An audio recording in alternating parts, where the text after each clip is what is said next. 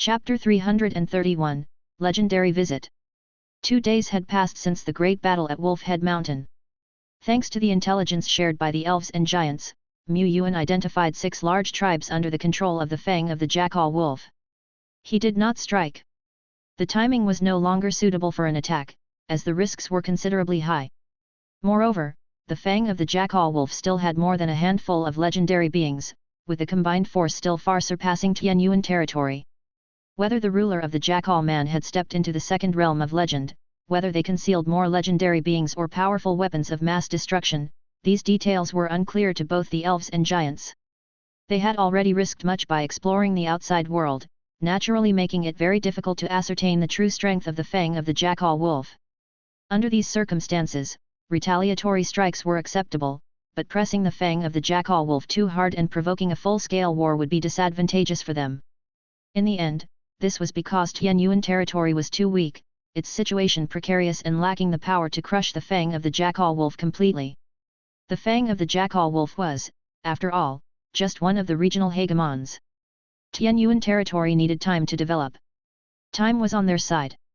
The closest major monster tribe to Yuan territory now is several hundred kilometers away, greatly reducing the fang of the Jackal Wolf's control over this area. Of course, it's now the tribes to the south that are closer to our border. Observations from the Eye of Heaven indicate that it seems the fang of the Jackal Wolf is conducting construction on the Blood Pond, though it's unclear whether they intend to relocate it or if they are planning to set traps within it, waiting for us to blunder in. Whichever it was, they didn't have to go. The significance of subduing large tribes for Yuan territory mainly lay in the Blood Pond. Slaying high-order monsters? Not very useful. Monsters breed quickly like cockroaches, and their numbers are inexhaustible. The fang of the Jackal Wolf was not lacking in tribes or miners for mining. These tasks could be accomplished by numerous monsters. However, apart from these tribes serving as spies and black slave miners, according to information provided by the two great forces, there's a very important fortress with strong defenses overseen by the fang of the Jackal Wolf. Its location is it. Yuan stood on the outer corridor of the Staff of Divine Right, his view extending over the city walls and across the mountains, where he could faintly see a colossal black mountain of indeterminable height and grandeur, partially shrouded in the mist. The place lay a considerable distance from Yuan territory, over 1,000 kilometers away. Yet, he could gaze at it from afar on days when the mist was less dense. Beneath the colossal black mountain was the stronghold of the fang of the Jackal Wolf. Although referred to as being in plain sight, this fortress was much more hidden and its scale far smaller compared to the major tribes scattered across the lands. If it weren't for the advance intelligence provided by the elves and giants, even if Yuan had asked June to scour this area repeatedly, it would have been difficult to discover this fortress. Enshrouded in thick mist, it almost merged with the surrounding landscape. But under the gaze of the Eye of Heaven, this fortress of the fang of the Jackal Wolf was unmistakably revealed. The fortress was not extensive, bordered by tall reddish-brown walls, with a majestic blood-red structure standing in the middle. Beyond that, there were just a few dozen flesh towers like those Yuan had seen in monster tribes. However, these flesh towers seemed more imposing, and their gigantic eyeballs at the top were even more chilling and bizarre. The ground area of the fortress is only equivalent to a dozen or so football fields, whether there are wider spaces underground is uncertain. According to the elves, there seems to be a secret of great value hidden within the Black Mountain, and as a result, the fang of the Jackal Wolf has stationed elite forces within this Black Mountain fortress. The werewolf legends stationed in this fortress definitely number more than one. The elves were certain. To gather this intelligence, they had sacrificed a considerable number of their third-order and fourth-order strong men. They paid a heavy price. Unfortunately, they were unsure of what lay on top of the Black Mountain. The Eye of Heaven could not observe it either, as it seemed that a black mist akin to an enchantment enshrouded the mountain's peak, concealing the gaze of the Eye of Heaven. However, the mist above the Jackal Man fortress was nearly transparent to the Eye of Heaven. Therefore, Yuan was convinced that the elves' intelligence was correct, but not precise enough. There are not just 2, but 5 werewolf legends stationed in this fortress. Had the Natural Garden been planning to launch a surprise attack on this fortress, expecting only 2 or 3 enemies of this stature, they would have been thoroughly defeated. Looking at the Eye of Heaven's display showing the sizable red dots representing beings of legendary realm, and then glancing at the control center beside it, where a button to activate large-scale magic awaited, Lord Shepherd felt a strong temptation. He was so eager to press it and unleash a nuclear blast on that fortress. But in the end, Lord Shepherd, with his strong will kindled by the light of will, managed to suppress the budding impulse within his heart. They couldn't fight. Not now, it wasn't the right time. If they launched an attack now, the fang of the jackal wolf would be forced into a full-scale war with Tianyuan territory, possibly even drawing the attention of the blood snake encase from the south. Tianyuan territory needed time to grow. I have to think like this. The lives of these werewolf legends are merely being held temporarily in the hands of the fang of the jackal wolf. Yes, that's right. Only when Tianyuan territory has gathered enough strength, and the expedition corps and nuclear blast from the staff of divine right act in unison, can the optimum strategic impact be achieved. Time continued to crawl by, and a week had now passed since they had quelled the wave stirred up by the fang of the jackal wolf. In the past period, the exploratory team set out toward the distant lands once again. After crushing formidable enemies and severing the claws of the fang of the jackal wolf that controlled the outside world, there were virtually no natural enemies left for the Tianyuan exploration team within hundreds of miles. The elite of the exploratory team quickly discovered one wilderness treasure after another. Snake blood fruit, rare; dragon blood fruit, excellence. Star steel, excellence material, generally used for forging high-order equipment. Sage fruit, excellence treasure; consuming it enters one into a state of no desires or needs, the state of a sage, for 1 month. Since this region was under the control of the fang of the jackal wolf, there were not many wilderness treasures. However, the root of corruption and some special treasure sites were discovered in great numbers by the exploratory team. For the former, heroes rushed to purify them quickly and received heavenly gifts that descended. These gifts were mainly ordinary and rare rank treasures, but among them were some not very valuable yet capable of enriching the blueprints for territorial development. Like luxury bathrooms, high-end mansions, gardens, and so on. But among these ordinary treasures emerged a rare and superior item. The hero's proof. Purifying the root of corruption indeed had a chance of yielding the hero's proof. In fact, most of the hero's proofs also came from heavenly gifts.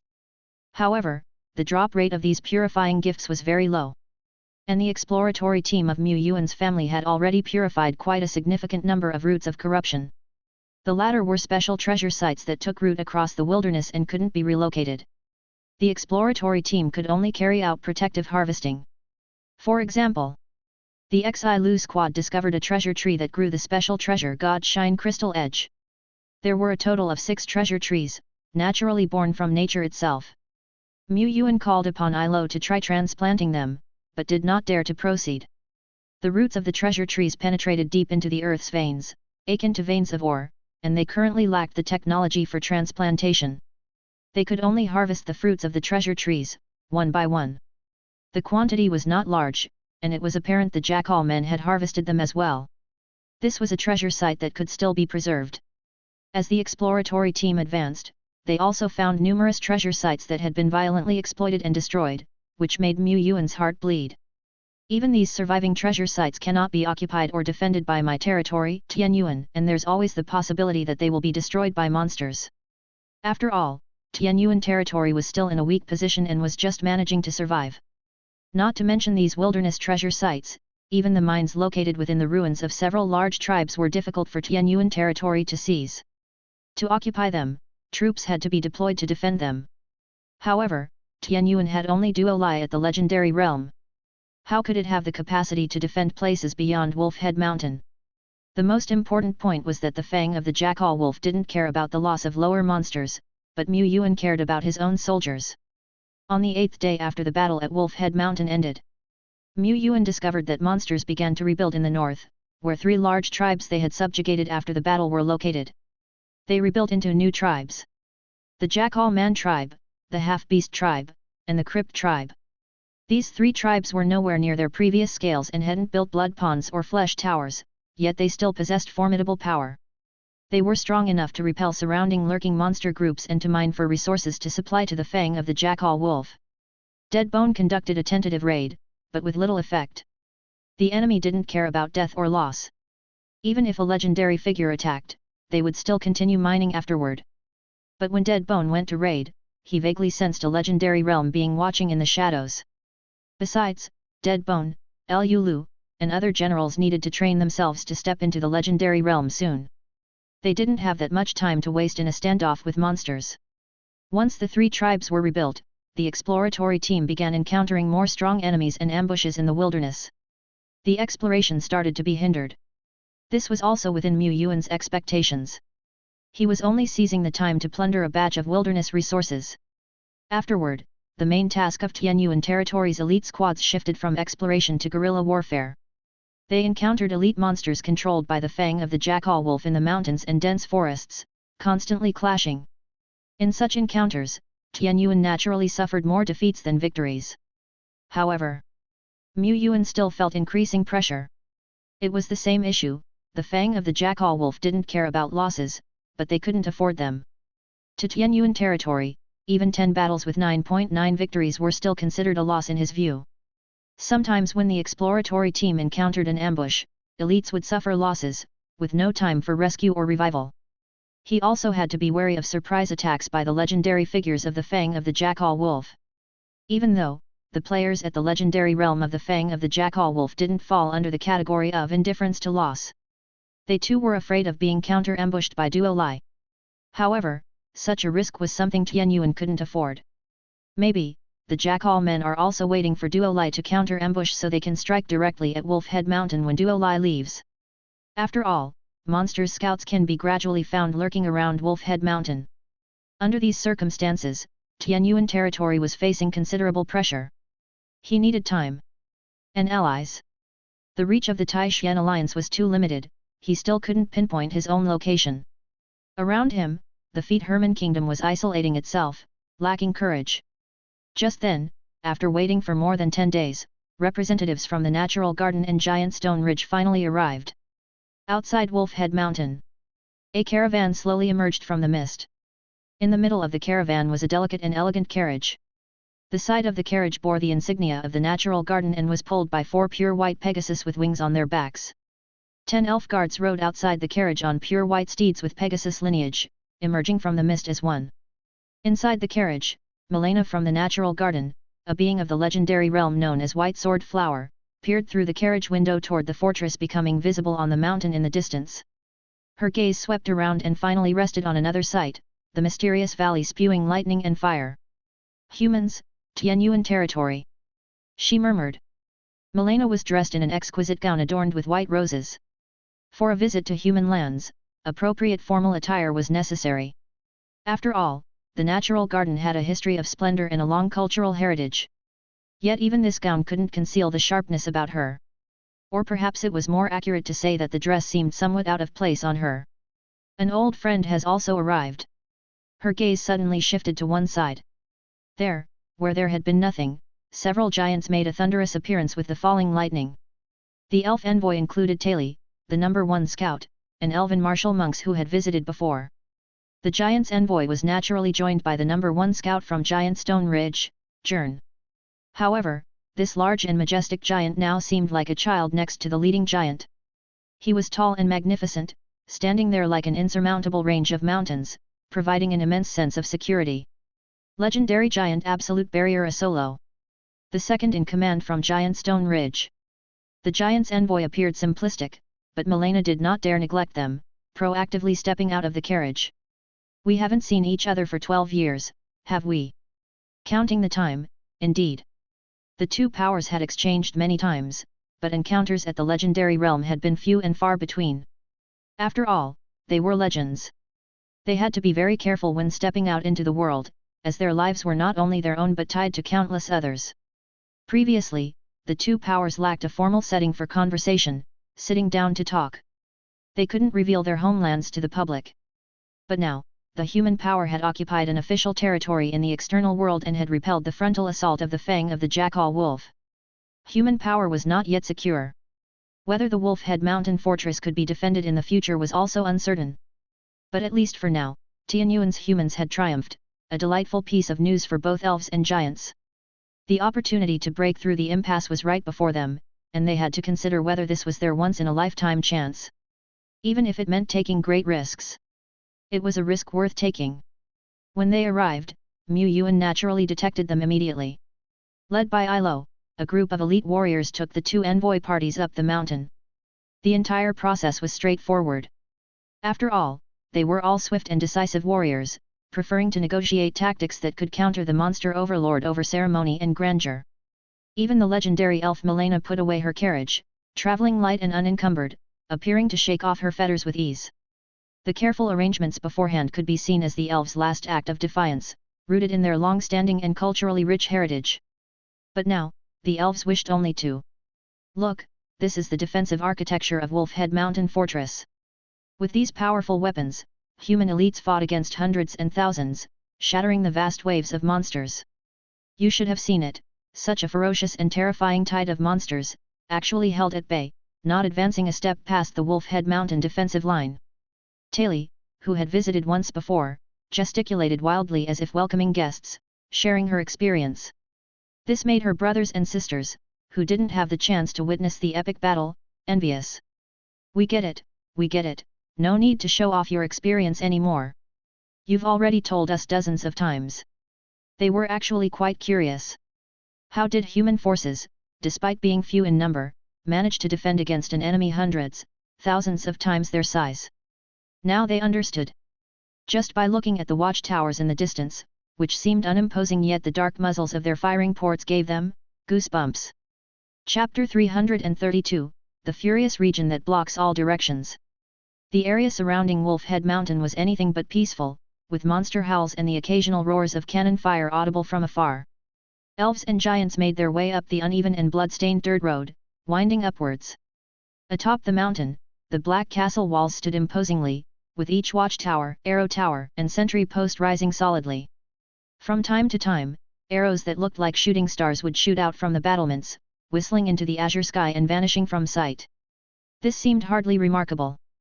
But when they focused their attention and gazed at the openings in the towers, trying to catch the moment the light arrows shot out, they suddenly felt a chill surge from the soles of their feet to the crown of their heads. Their hairs stood on end. Even though the arrows were dozens to hundreds of meters away and not aimed in their direction, they still had the illusion that the arrows could turn a corner and punch a hole through them at any moment. Was this reasonable? The giants scratched their heads, unable to understand. They simply stopped thinking about it and silently marveled at the strength that Yuan territory, true to its reputation, possessed. The elves couldn't help but ponder over it. Elves, by nature, excel at archery. Among the professions they could awaken to, archery was mainstream. From the lower tier wood elf archer, common 3 stars, to the high-order troops moon elf ranger, and then to the epic beings god moon elf, their archery skills were exquisite and peerless within their class. Elves took pride in their archery and gardening. Among those present from the natural garden delegation, half were skilled archers, including the superior scout Taili. She excelled at reconnaissance with owls, sharing vision, and could take out enemies from 2 or 3 kilometers away with a single arrow, leaving them dead without even understanding what happened. Taili's scouting owl was still soaring outside Wolf Head Mountain. The sharp-eyed eagle spotted the sharp arrow. The sharp arrow turned a corner in front of a distant rock and pierced through the skull of a wisdom monster hiding behind cover, killing it instantly. And the distance was 4,900 meters. Holy smokes! If she were on the tower, could she accurately hit and kill a sneaky wisdom monster hiding behind rocks? Taili imagined it. Taili broke out in a sweat. Her actual strength might be slightly superior to that of the arrow of Polar Star on the tower. But after all, the arrow of Polar Star was an epic life with a bit of a cheat on extreme shooting range, so that made sense, didn't it? Taili and the other elves naturally were unaware that the arrow of Polar Star, a name of great renown and not much inferior to the god moon elf, was present on the tower. They only saw towers capable of firing such arrows, not just one. They were even more sweat-soaked. Wolf Head Mountain's meeting venue had already been arranged, and there were even seats tailored to the size of the giants. Made from black ironstone. Hard and of extremely good quality. And it shouted one word, lavish. Lord Shepherd, after all, was from a wealthy family with plenty of mines, not short of money. Besides, if they needed materials in the future, they could simply melt down these ironstone chairs, with virtually no loss to middlemen. Being legendary visitors, Lord Shepherd personally met with the two this time. General Duolai was seated beside him, in the next seat, with a stern face, eyes fixed straight ahead, his expression serious and solemn. His ever-changing badge was transforming into the style of a robe, with streams of colorful lights flowing on it, setting him apart as more extraordinary.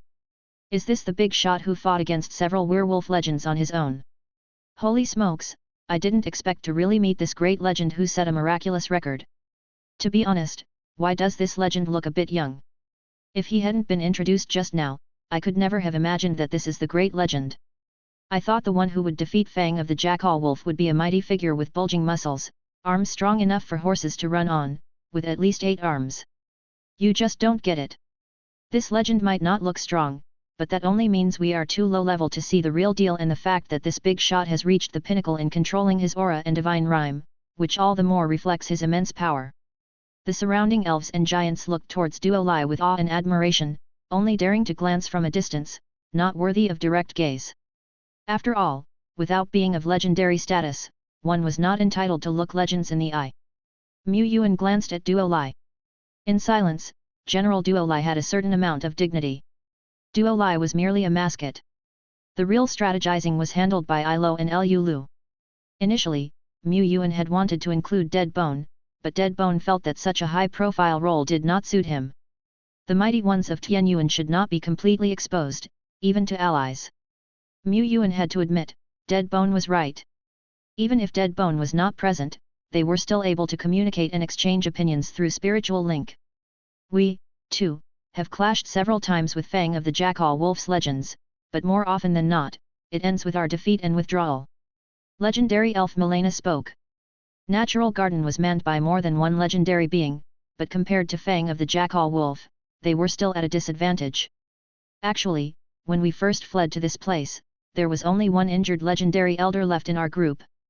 That was the weakest, most vulnerable time for Natural Garden. After years of operation and striving for development, the strength of our Natural Garden has far surpassed what it was at the beginning, and we are also seeking a real solution to break the suppression and blockade of the monster overlord. Natural Garden has only taken root for just over 100 years. Being able to cultivate and birth several legendary realm figures and dozens of fourth-order strongmen in such a short time is undoubtedly related to the elves' natural talent, steely will, and unyielding spirit. But more importantly, Natural Garden holds some legacies of the ancient empires in its hands. With these legacies, they have a legendary promotion rate far beyond the norm.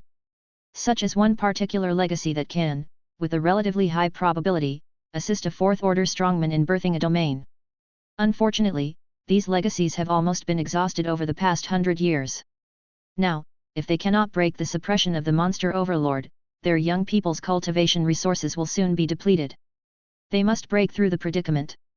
Otherwise, they might face being trapped to death in this territory, or one day, only be able to watch helplessly as the Jackal Man sets their homeland ablaze. They cannot hide forever. Moreover, the Fang of the Jackal Wolf is also advancing.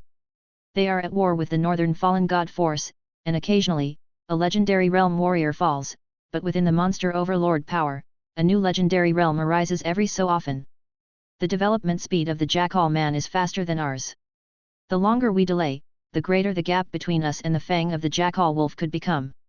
We, Natural Garden and Giant Stone Ridge, originally, also wanted to find an opportunity to pick a fight with the Fang of the Jackal Wolf. However, the appearance of Tian Yuan territory has given them even greater hope. So they became somewhat impatient. Although, at present, the number of legendary realm strongmen in Tian Yuan territory is the least of the 3 factions. There is only one. But General Duo Lai is no ordinary legendary, she alone is worth several legendaries. Neither Milena nor a solo will underestimate human power. Moreover, human power has a trump card. Even without the strongest nuclear-level trump card, there is still likely a second-tier one. Lord Tian Yuan claims to possess it. They might as well assume it exists. Whether it exists or not, the mere existence of this trump card would make the Fang of the Jackal Wolf wary. Just this point alone has strategic value equivalent to 1 or 2 legendaries. Mu Yuan pondered. He did not entirely believe Milena's words. After all, a woman's mouth. However, strategically, his home, along with the elves and giants, certainly shares a common goal. He needed more intelligence and someone to distract the Fang of the Jackal Wolf. At this thought, he paused and asked. Have both of you ever considered exploring further afield? Perhaps in some places, monster power isn't so vast, and life could survive quite comfortably and easily. Within the inner circle of the Taishan Alliance, lords have no pressure to survive. Of course, Taishan is a powerful nation after all. But beyond Taishan, many small countries and scattered territories can also survive just as well by finding a patron. In these places, life forms are the true overlords. The elf shook her head slightly.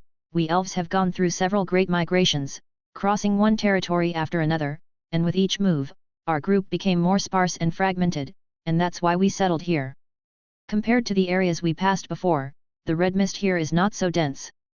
In this era of widespread disaster, this is already a rare safe territory. It seemed that some regions had denser red mists, and the disastrous moons were everlasting. Yuan reflected on this. The giant spoke in a deep voice, "We are the same." Everyone had reached a point where they could no longer migrate, which is why they had settled down. They also did not believe that there were areas more peaceful and tranquil than this outside. In their eyes, the fang of the jackal wolf was an easy-to-bully power already. Yuan. You might not believe it, but there are indeed peaceful places out there. It's just that where this peace lies and how to get there, he also couldn't quite clarify. Although they did not long for the world beyond, the maps of elves and giants were not low in exploration. To the east, the great river flows into the sea, but the area of the ocean seems not very vast. Or rather, the range of territory available for activity is not ample enough. Flying thousands of kilometers east from the coastline, one would enter an endless area of whirlpools. In the water were whirlpools. In the sky, water dragon tornadoes. Not only are the heavenly and earthly great powers violent in these areas, but our legendary realm find it difficult to control them, and the space is somewhat disturbed, misplaced, and broken. Even for a legendary realm to step in, it is extremely dangerous and hard to pass through. I once tried to cut through a furious region. Unfortunately, after traveling 200 kilometers, I dared not go any deeper. Beyond that point, even if I could save my life, I would likely get lost, and the end would still be death. Spoken by the giant Isolo. He, known as the Absolute Barrier, with his unmatched physical defense, was already riddled with wounds after venturing 200 kilometers into the territory. Having gained new clues, Yuan contemplated. By natural logic, even if Tianyuan territory had experienced a grand displacement during integration, and even if the distance of the shift was 100 or 1,000 times that of Shillingtown and other plagued territories, it shouldn't have been too far off. At least, it shouldn't be such that not a trace of the pioneer group's big shots could be found. But, if the place he was in was not a typical wilderness but rather a region with distinctly different spatial characteristics and special geographic coordinates, then everything would make sense. This situation was quite possible. He needed more clues to analyze. Elves and giants didn't care about these matters, they were only concerned with when the Tianyuan territory was planning to go to war with Fang of the Jackal Wolf. When the time came, they would also strike with all their might, encircling Fang of the Jackal Wolf on three sides.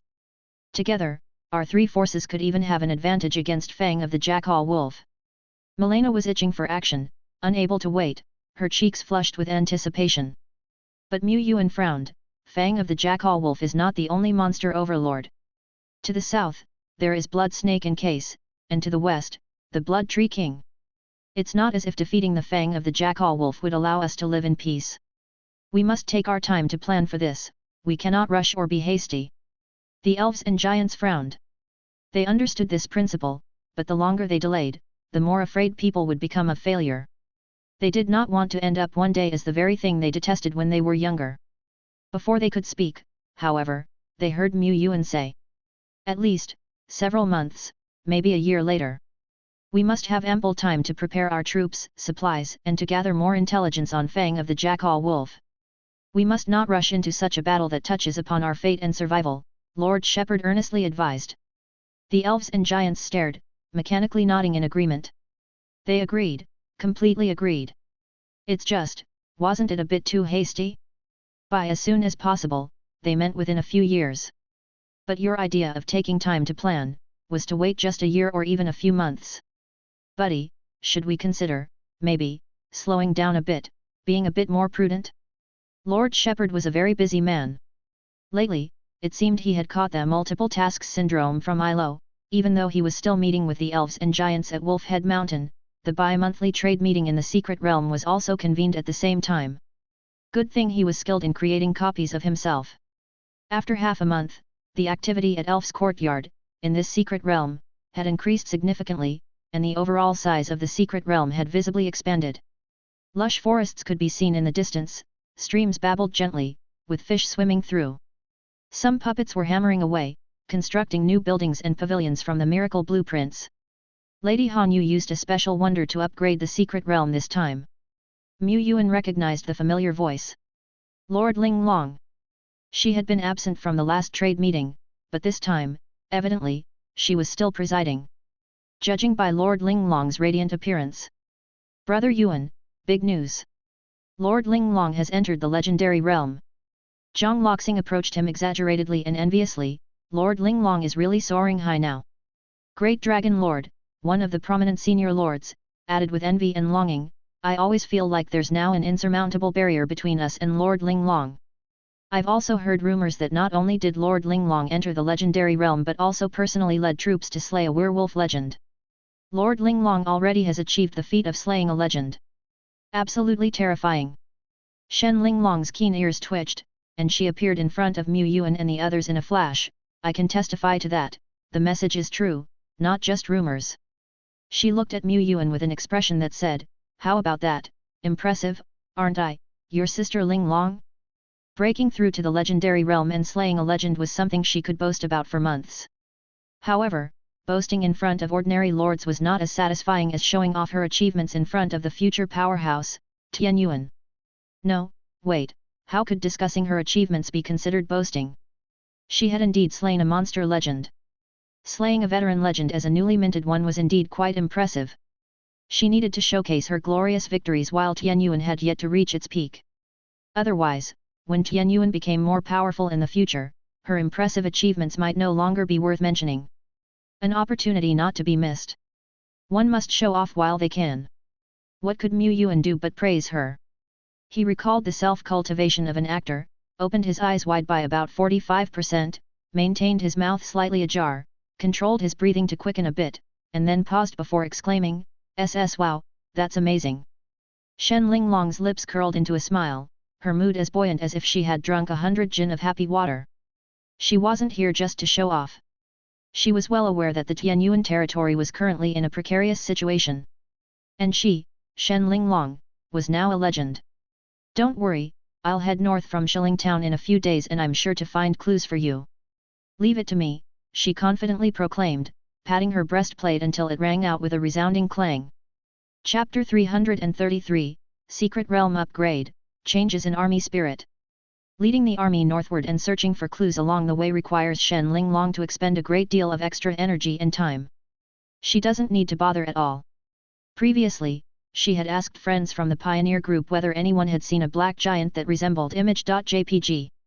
This was already her helping out. Ahaha, it's nothing, really. I've already stepped into the legendary realm. Wherever I pioneer is pioneering. Heading north from Shilling Town and excavating some clues along the way is like killing two birds with one stone. You don't have to be moved. Just remember me when you're rich and famous. She waved her hand, indicating it was no big deal. The way she talked about finding clues seemed casual, as if it was just something done on the side. The main reason for her departure was her promotion to the legendary status, which qualified her to explore dangerous areas in the wilderness one by one. However, Mu Yuan was already quite familiar with the legendary realm.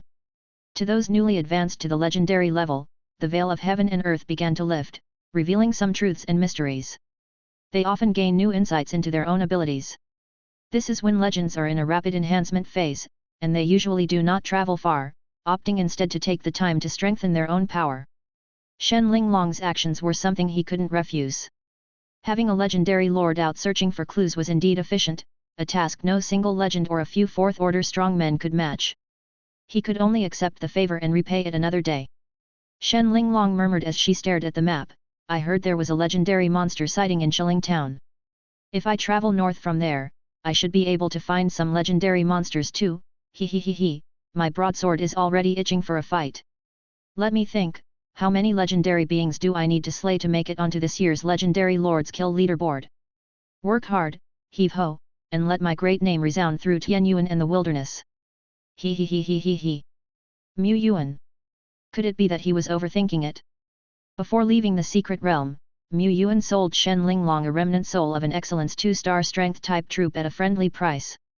Meaning, he sold it cheaply for soul crystals or basic materials rather than exchanging it for high-order treasures. Shen Linglong was a rich great lord with a mine at home. In the ranks of great lords, she was considered poorer, but she was still a great lord, vastly wealthier than Mr. Mu. The speed of a lord's family's combat power growth may vary greatly, but the accumulation of wealth requires a gradual process. The longer the time, the higher the level of the domain, the more special products, the faster the wealth accumulates. All this hinges on time. If we set aside epic structures, high-order buildings, and a whole host of high-order treasures and only consider the value of soul crystals and common items, Mu Yuan might even be poorer than many senior lords. For now, because the soul sand mine south of the Tianyuan territory is too close to the heart of the domain, its mining could increase the risk of exposing the heart of the domain. Mu Yuan is not ready to use it yet. His daily sales of various high-order treasures and remnant souls keep the supply of soul sand and soul crystals sufficient. Of course, he still needs to buy reserves of various kinds of war supplies, construction materials, infantry spirit hatchling nurturing materials, and cultivation materials, as well as legendary breakthrough auxiliary treasures, and so on. His daily expenses are also enormous, and he always wishes he had more cash flow. Stepping out of the secret realm, Mu Yuan looked towards another wide-open secret realm's gate. Notice, the Black Wasteland has fully absorbed the secret realm upgrade stones, escalating its level from LV1 to LV4. Perhaps because the Black Wasteland was initially at such a low level, a single upgrading stone caused this secret realm to undergo earth-shattering changes. The output of the Black Wasteland before the upgrade was indeed a bit low. The Black Wasteland is a resource-producing secret realm, previously yielding about 10,000 grams of soul sand per day, equivalent to 10 soul crystals. This output is not low, akin to the daily production of a small soul sand mine that's mined non-violently. Additionally, the secret realm has the advantage of being close to home and inexhaustible compared to a soul sand mine. In comparison, its streets ahead of a small soul sand mine. Yet the Tianyuan territory has high expenses and does not rely heavily on farming income. This mode of operation is not very healthy. A break in the balance chain could significantly impact the domain's economy. Mu Yuan still hopes to one day live the true lord's life, earning money without doing anything, just lying back and enjoying. After all, he's seen some old lords living luxuriously with dozens of maids in their mansions, having everything handed to them. Why doesn't he experience the same? Possibly, it's because his moral standards are too high. Black Wasteland. Description: this secret realm captures a segment of historical projection, reflected within. The monsters in the secret realm will refresh intermittently. Killing the monsters will not yield remnant souls, but will produce a certain quantity of soul sand. Passing through the spatial curtain, Mu Yuan entered. The sky here was dark and gloomy, the earth bore a reddish-brown hue, dry and ruined, permeated with a desolate and eerie air. Great Lord Shepherd surveyed the area and then, with hands behind his back, rose towards the sky. Before the upgrade, the Black Wasteland was not very large. Standing at the entrance, one could see the misty edges of the secret realm. After the upgrade, its size had clearly expanded several-fold. The area greatly surpassed the adjacent elf secret realm. Of course, the two secret realms belong to different categories, so their size is not directly comparable. The elf secret realm belongs to the Lord of Hanyu City, and its level is certainly much higher than 4. The monsters of the fallen devils within the secret realm used to be just at the apprentice level, but now they start at the first-order professional level, with occasionally a few second-order elites encountered. It seems that if a lord's power is too weak, they may not even be able to harvest resources from a secret realm. However, given the difficulty of obtaining and upgrading a secret realm, such a predicament seems unlikely. Until now, he had only obtained one such realm.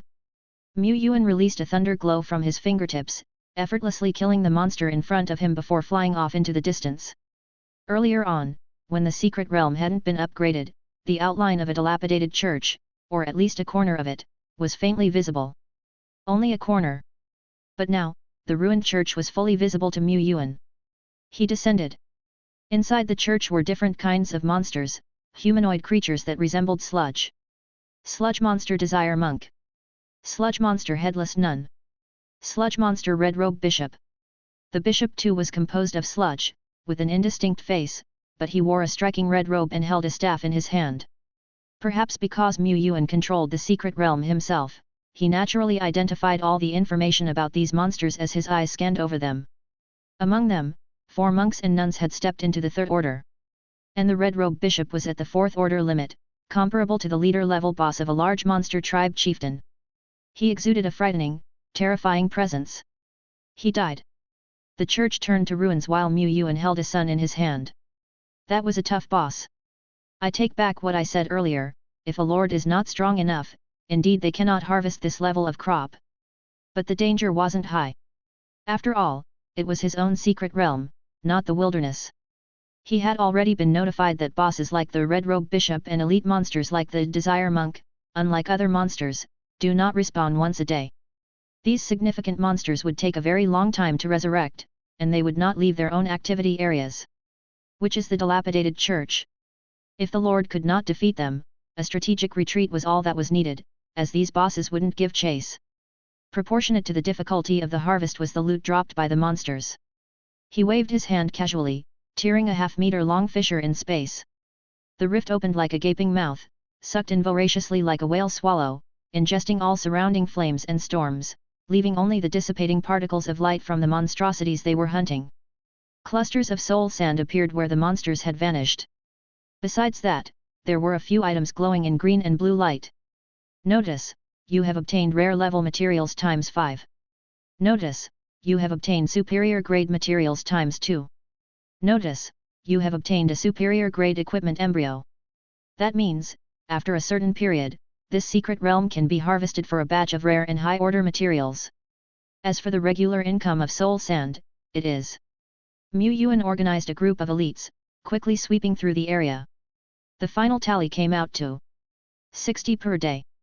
That's 600 soul crystals in 10 days, amounting to a net income of 21,900 in a year.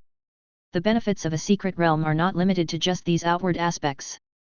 The Feet Herman tribe has turned a secret realm into a hidden home where they can grow crops, live, and form a self-sustaining cycle.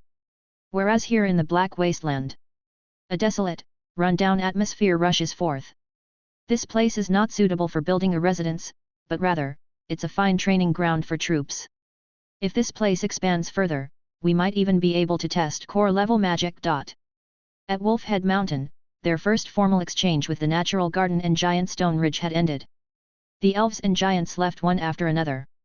Besides exchanging information and agreeing on some bulk trades, the focus of their discussion was how to deal with the fang of the jackal wolf.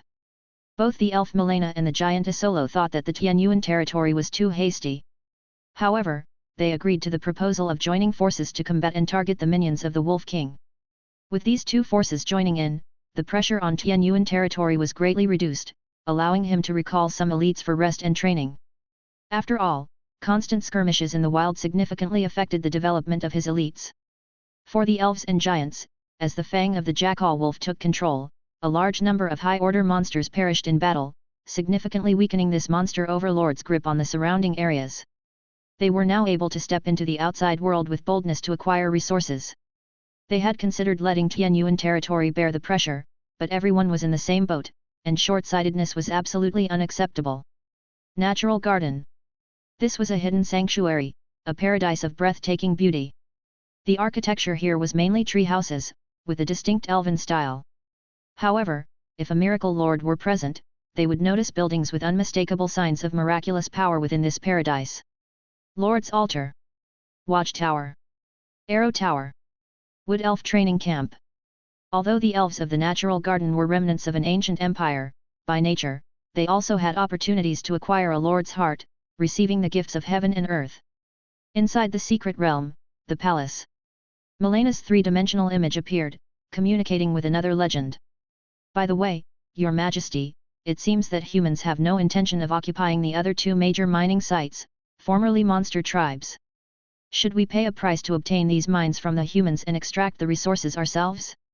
After all, we are in dire need of these basic resources. That's not appropriate. Taking over the mining sites means we have to send legends to guard them, otherwise, we could be attacked by the legends of the fang of the jackal wolf at any time, suffering heavy casualties.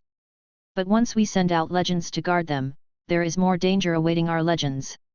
She was reluctant to admit it. But that human legend was probably the most powerful among their vitality force. That legend could handle several Jackal Man legends at once by himself. The elves couldn't do that. For the time being, the fang of the Jackal Wolf couldn't handle the Wolf Head Mountain Fortress, but if they tried to emulate the humans and occupied the mines, wouldn't the fang of the Jackal Wolf go after them? They needed to continue lying low until they could crush the main forces of the fang of the Jackal Wolf. Fang of the Jackal Wolf, the main base. The Wolf King, cloaked in a grand cape, reclined on his throne, resting his chin on his hand while looking down upon the vast numbers of his Jackal Wolf subjects. I am already aware. Humans, elves, giants. They did have considerable power, and the Wolf King had some reservations about them. If these three vitality forces were to make a desperate, all-out attack against them, it would be very troublesome. At that time, the losses of the fang of the Jackal Wolf could be substantial, and the fortress underneath the giant peak could likely not hold. However, such is the nature of living beings, always with flaws like the fear of death. They can never make the most decisive and correct choices. Perhaps, their rational minds have made the right judgments, but cowardice, hesitation, and doubts dominate their thoughts. Such are living beings. Weak and ignorant. Their children of the red mist are the most perfect life forms. Seeing that living beings were only preparing to fight a war of attrition and guerrilla warfare against them, the Wolf King felt even less urgency. He appeared relaxed and confident of victory. I am waiting for reinforcements from Tiankai Eternal Life. And you, isolated and alone living beings, what are you waiting for? Waiting for death. The dead bone wishing to be honed to the limit and break through still needs a month or two, but... Skeleton Lord +1+1+1+1. At this stage, the dead bone's combat power could hardly see significant improvement. What it could do was, expand the Well of Death, enlarge the Wraith Sacred Mountain, cultivate the undead of the Holy Mountain, research and push the storage limit of the power of Witherness, develop advanced uses for King's Might, and perfect the giant human of death remains, among a few dozen other tasks. Its capabilities were limited. This was the restraint of the laws of heaven and earth. But as the number of skeleton lords increased, and as the old skeleton powerhouses expanded their own land of the dead, the upper limit of power that the dead bone could unleash continued to climb. Now, slaying a goblin legend probably wouldn't be too difficult. Not only that. Hoo-hoo-hoo-hoo. Inside the secret realm that was cleared of monsters, shrouded in black fog and howling winds, a black-armored, black-cloaked undead legion climbed up into the sky, step by step through the fog. They wielded their swords. They charged. The great sword stuck in a grave pack-shaped army soul embryo above them was becoming increasingly condensed and real. Yuan opened his panel. Undead Legion, 999/1000. Chapter 334, Whale Swallow, Legion Final Skill. The Army Soul Core, once reaching a count of 1,000, faces a crucial threshold, signifying that this core's army spirit has evolved from the form level to the complete level, vastly enhancing its amplifying abilities and deriving compatible powers based on the characteristics of the core. A complete level army soul core differs significantly from a form level core. Among lords, it is said that a mortal territory lord commanding such a core can contend with the legendary, referring precisely to the complete level army soul core. Each genuine army soul core has endured countless wars of blood and fire, carved through mountains of corpses and seas of blood, and has established a resounding reputation and formidable status. They are the trump cards among trump cards, possessing the ability to intimidate numerous monsters and carve through waves of creatures. In combating massive waves of monsters and defending cities, the role played by such a trump card legion can even surpass that of a figure in the legendary realm. Of course, if such an army soul core is commanded by a great lord of the legendary realm, it naturally exhibits a combined might far surpassing the sum of its parts. Shen Linglong could effortlessly slay a legendary creature thanks to her newly promoted status and her formidable, awe-inspiring unparalleled Linglong Legion. In contrast, for a lord to cultivate such a trump card legion, they must have immense wealth to shower the army soul embryo with innumerable supporting materials. Combat refinement and resource investment can both enhance the army soul embryo. While materials can be purchased with money, rare troop types are harder to come by. Especially for a lord aspiring to form an army soul core, gathering 1,000 rare troops of the same category with similar strength is even more challenging. This hurdle often stalls most veteran lords and even great lords. They can only inquire, buy, and slowly complete their trump card legion with rare remnant souls over years. If it's a top-tier great lord, they have resources, troops, and commanders at their disposal, and they can even use connections to send their core to the most suitable battlefields for training. Even so, it generally takes 2 to 3 years for a core to evolve from the army soul embryo to a complete level army spirit. The elite troops need synergy, and through repeated resonating with the army spirit, they increase its power, expand the core size, and step by step ascend to the peak. This process requires even influential and wealthy lords to patiently hone their forces, spending copious time enhancing the elite's understanding with one another. His Yuan territory needs the same. Only, his elites are a tad smarter than those of other formative corps. In typical form level corps, aside from the top commander, there are about a dozen junior commanders. These leaders, carefully cultivated by their lords, often awaken their self-awareness, acting as nodes within the corps, capable of commanding and influencing, allowing the army spirit to resonate more smoothly. That's the role of a commander. But the elites of the Yuan territory have all awakened their self-awareness. They instinctively mimic the commanders, absorbing experiences, identifying shortcomings, and improving themselves. They're proactive, engaging with their comrades in daily life, practicing and fostering deeper bonds. Under such circumstances, the army spirit embryo of the trump card Undying Troops advances very rapidly. In just half a year, the Corps has already incorporated 999 elite troops, and is but one step away from breaking through. Today is the day. Boom! Boom! Inside the secret realm, the 1,000-strong Corps slashes and gathers mist, emitting a roar akin to a landslide or tsunami, battering the landscape into chaos, demonstrating a destructive power rivaling that of the legendary realm. The Black Wasteland is quite practical as a secret realm, and can even serve as a training field. Yuan has his own training field, plus the high-order warrior arena. Training here doesn't benefit from the perks of miracle buildings, but the Black Wasteland, it's enormous. Bigger is stronger, and bigger is more beautiful. The undead can unleash their potential without restraint. Although this somewhat damages the environment of the secret realm, the Black Wasteland is already synonymous with desolation, barrenness, and destruction. It can tolerate a few more ravages by the undead. In the distance, on a bald hillock, Duolai sits cross-legged.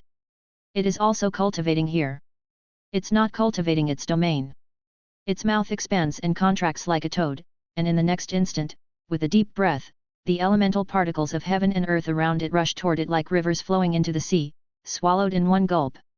Even the dense black fog lingering above the undead legion is shaken, nearly unable to maintain its form against what feels like gales of wind force 8. The elite undead train even harder. Duolai is developing a new skill under the guidance of Lord Shepherd. Compared with its peers, Duolai once held the greatest advantage in boundless energy, capable of using ultimate moves without worrying about the cost. Now, however, legends can summon the power of heaven and earth to unleash powerful attacks, making Duolai's energy reserve advantage less pronounced. In response to this, Lord Shepherd offered 3 suggestions. Yuan doesn't change Duolai's combat style. It excels in overwhelming with volume. It has always been this way, and it shall remain so. He incorporated his personal insights and Duolai's strengths to come up with a suggestion. You also hold an advantage in controlling the power of heaven and earth, but it's not significant enough. Duolai nods, only semi-understanding. Not significant enough means not having a difference of several tens of times. If you had this magnitude of disparity, during the battle at Wolf Head Mountain, you'd have been able to effortlessly seize complete control from the enemy, right? Upon hearing this, Duolai suddenly nodded, realizing the truth. That's exactly right, boss. But with elemental control force and affinity difficult to significantly improve in the short term, let's shift our strategy. We won't vie for control. We'll simply devour the power of heaven and earth. With that, they were back on Duolai's familiar track. In doing so, it only needed to use all the great force of the legendary realm in perception and guidance, leaving everything else to the devouring. Yuan named this move Whale Swallow. After all, this move was based on devouring and spatial devour, both of which Duolai had essentially mastered. But Whale Swallow alone wasn't enough. Duolai also needed to convert the devoured power of heaven and earth into energy it could command as easily as moving an arm. So, taking over limit swallowing strategic skills as a reference and incorporating the epic architecture staff of Divine Right 9-turn furnace, Yuan came up with the concept of using the body furnace. Combining the two, Duolai could not only strip enemies of their control over the power of heaven and earth but could also harness the vast, ineffable energy itself. Moreover, it could bypass processes like gathering the power of heaven and earth and accumulating power, enabling instant activation of powerful moves without any cooldowns, among other techniques. It was indescribably ingenious. At present, the body furnace was just a concept. After all, Yuan wasn't Emperor Dead Bone, and his expectations for Duo Lai weren't overly high. A mere 3 months for research and development would suffice. 3 months? Why would it take 3 months? Duo Lai wanted to say 3 days would be enough, but its remaining rationality reminded it that 3 days were indeed insufficient. So then, let's go with 2 months and 29 days. This way, it would also be able to complete the tasks set by the Lord ahead of schedule and showcase the heaven-defying comprehension ability of Duo Lai. Thinking of this, Duo Lai began to devour with even greater effort. In the distance, the elite undead were also forced to put forth more effort, resonating with military spirits to resist Duo Lai's influence. With a simulation target to disrupt legendary enemies, Duo Lai's training efficiency went up by +1+1+1. Facing a formidable enemy that could impact the army spirit, the elite undead also squeezed out 200% of their training speed. This was double the training, quadruple the joy. Lord Shepherd watched on, feeling deeply gratified. Half an hour later. The time has come. Once we integrate the last warrior and maintain the stability of the army spirit, the embryo of the Undead Legion's army souls will be truly complete. The undead ceased their endeavors, and a leader turned to look to the side. There, stood hundreds of expectant undead. They were all elites, each had awakened their self-awareness, and on normal days, they too would train with the main force. These undead were all exceedingly capable, but today, only one among them would obtain an official position. The person was naturally pre-selected. Many undead were full of envy as they looked at the newcomer nearby. Damn it, they've got me feeling sour like a lemon. I want to join the Legion too and wreak havoc in the legends with the boss. Fair's fair, why him? I came here first. Go, Bone 996. Carry the hopes and will of your brothers into battle. Some undead waved their handkerchiefs, their black mist turning into scalding hot tears. This was probably the downside of having a fully self-aware bunch. They were all too good at dramatizing things. Bone 996 stepped forward boldly and melded into the embrace of the great undead legion. The next moment, Dead Bone took over command, reorganized the formation, and raised wailing death high, resonating with the army spirit. Hum. Hum. Hum. The phantom of a giant sword planted upside down on a mound appeared above the troops. When it first appeared, the entire embryonic silhouette was highly unstable due to the new soldiers' integration, making the vast machinery of the army soul core run roughly, with hitches and stalls. In such a delicate situation, any minor mistake could dissipate the formation, signifying a failure to enhance or break through the embryonic stage of the army spirit. But Dead Bone and the elite undead were fully prepared. The embryonic shadow rippled violently with the water's surface, and after a dozen seconds, it began to stabilize, becoming solid and real at a speed visible to the naked eye. Black mist surged from all directions around the undead legion, springing from seemingly nowhere, endless and boundless. The undead energy and dark elemental particles between heaven and earth also swarmed and converged. Gather! Gather! Gather! A black storm rose, and a black tide enveloped everything. The sky turned completely dark, and every inch of the secret realm was filled with inescapable wailing whines. Amidst the howling wind, a notification sound rang in Yuan's ears as expected. Notification: your undead legion has broken its bounds, the army soul embryo has condensed to completion, and will awaken and derive an army spirit ability in line with the legion. Above the legion, the small mound, in the blink of an eye, transformed into a mountain as majestic and towering as Wraith's sacred mountain. That great sword, like a pillar reaching to the heavens, the black mist faintly gathered into a human shape, its stature was colossal, its face blurred but crowned, and with both hands, it drew the great sword. Clang! Notification: complete army spirit of the undead, awakening legion trait immortal bone. Notification: complete army spirit of the undead, awakening legion skill tide of wasted bones. Notification: complete army spirit of the undead, awakening legion final skill emperor's one sword. When a complete level army spirit condensed, it usually derived one trait and one legion skill. A trait was essentially an extra talent given to the elite warriors during battle. Immortal bone: the strength of the holder's bones increases, allowing them to withstand more energy scouring. Also, in the face of a fatal attack, as long as their bones remain, they will not die and can recover quickly. This talent was quite powerful. With Army Soul Resonance, the soldiers could share life and distribute damage. Ordinarily, there was no risk of dying in battle, but he had heard that at high-end combat levels, some powerful beings wielded great force that could penetrate the protection of Army spirit, breaking through the Army Soul core one by one. Immortal Bone could play a big role in the later stages. Even now, just the recovery ability on its own was invaluable. Army Soul Resonance and the sharing of damage meant the overall state of the soldiers during battle would inevitably decline gradually. But Immortal Bone provided extraordinary recovery capabilities. This also extended the duration of Army Soul Resonance to some extent. This trait had many extended effects. It's just you need to have a skeleton. The traits and legion skills awakened by the Undead Legion are biased towards skeletons, which are not quite suitable for the elite of the Phantom series. Ghost Baby felt aggrieved. This was not a big problem. The main commander of the whole legion, over 77% of the elites, were from the skeleton lineage. Now that the army spirit had broken through, they would phase out the Phantom series slowly. His Tianyuan territory was not lacking in elite skeletons after all. Cough cough, of course, it did not mean that the elite Phantoms were being kicked out of the official ranks. Mu Yuan planned to form a core with the Phantoms as the main force. With experience in their creation, shaping the Army Soul embryo would certainly be quite efficient. A complete level Army Spirit was not the limit for the Army Soul core, it was just the beginning. In the future, the two large core might even grind out a combination skill full of bonds. Army Spirit Final Skill. When the Legion has sufficiently charged, the soldiers can exhibit their final ripple through over-limit resonance. After the final skill is cast, the shadow of the Army Spirit will shatter, and for a certain period in the future, that Legion will be unable to resonate an Army Spirit again. Emperor's One Sword. Disregarding space, shattering space, it bestows upon the enemy the ultimate sword of death.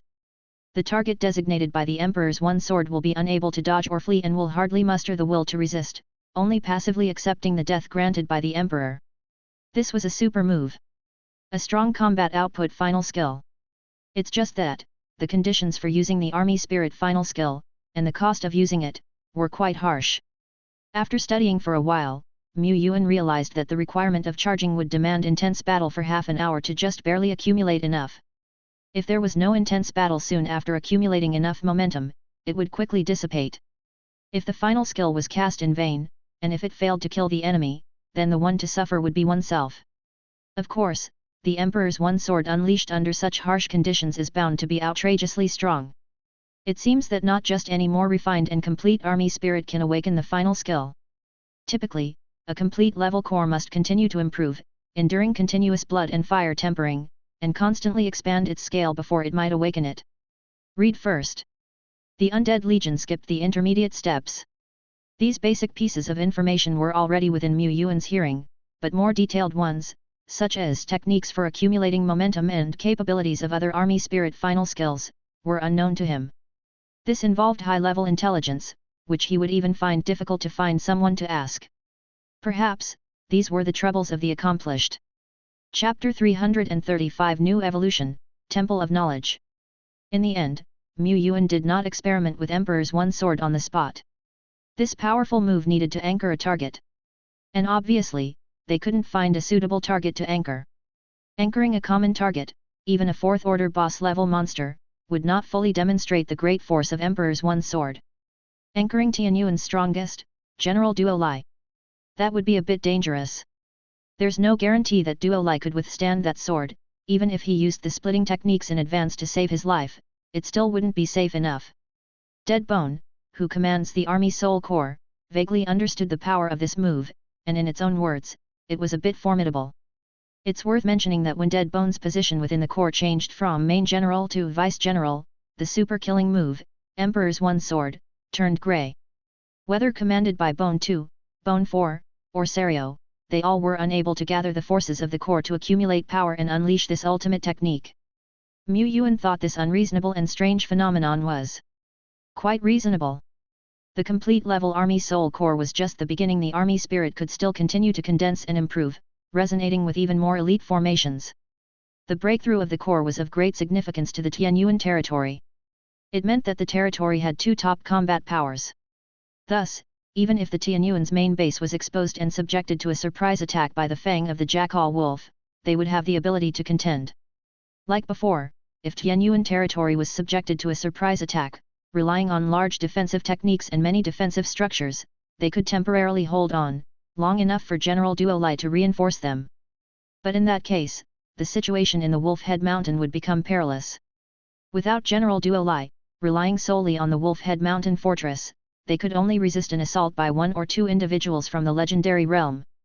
This level of defensive capability was already quite strong in the eyes of various vitality forces.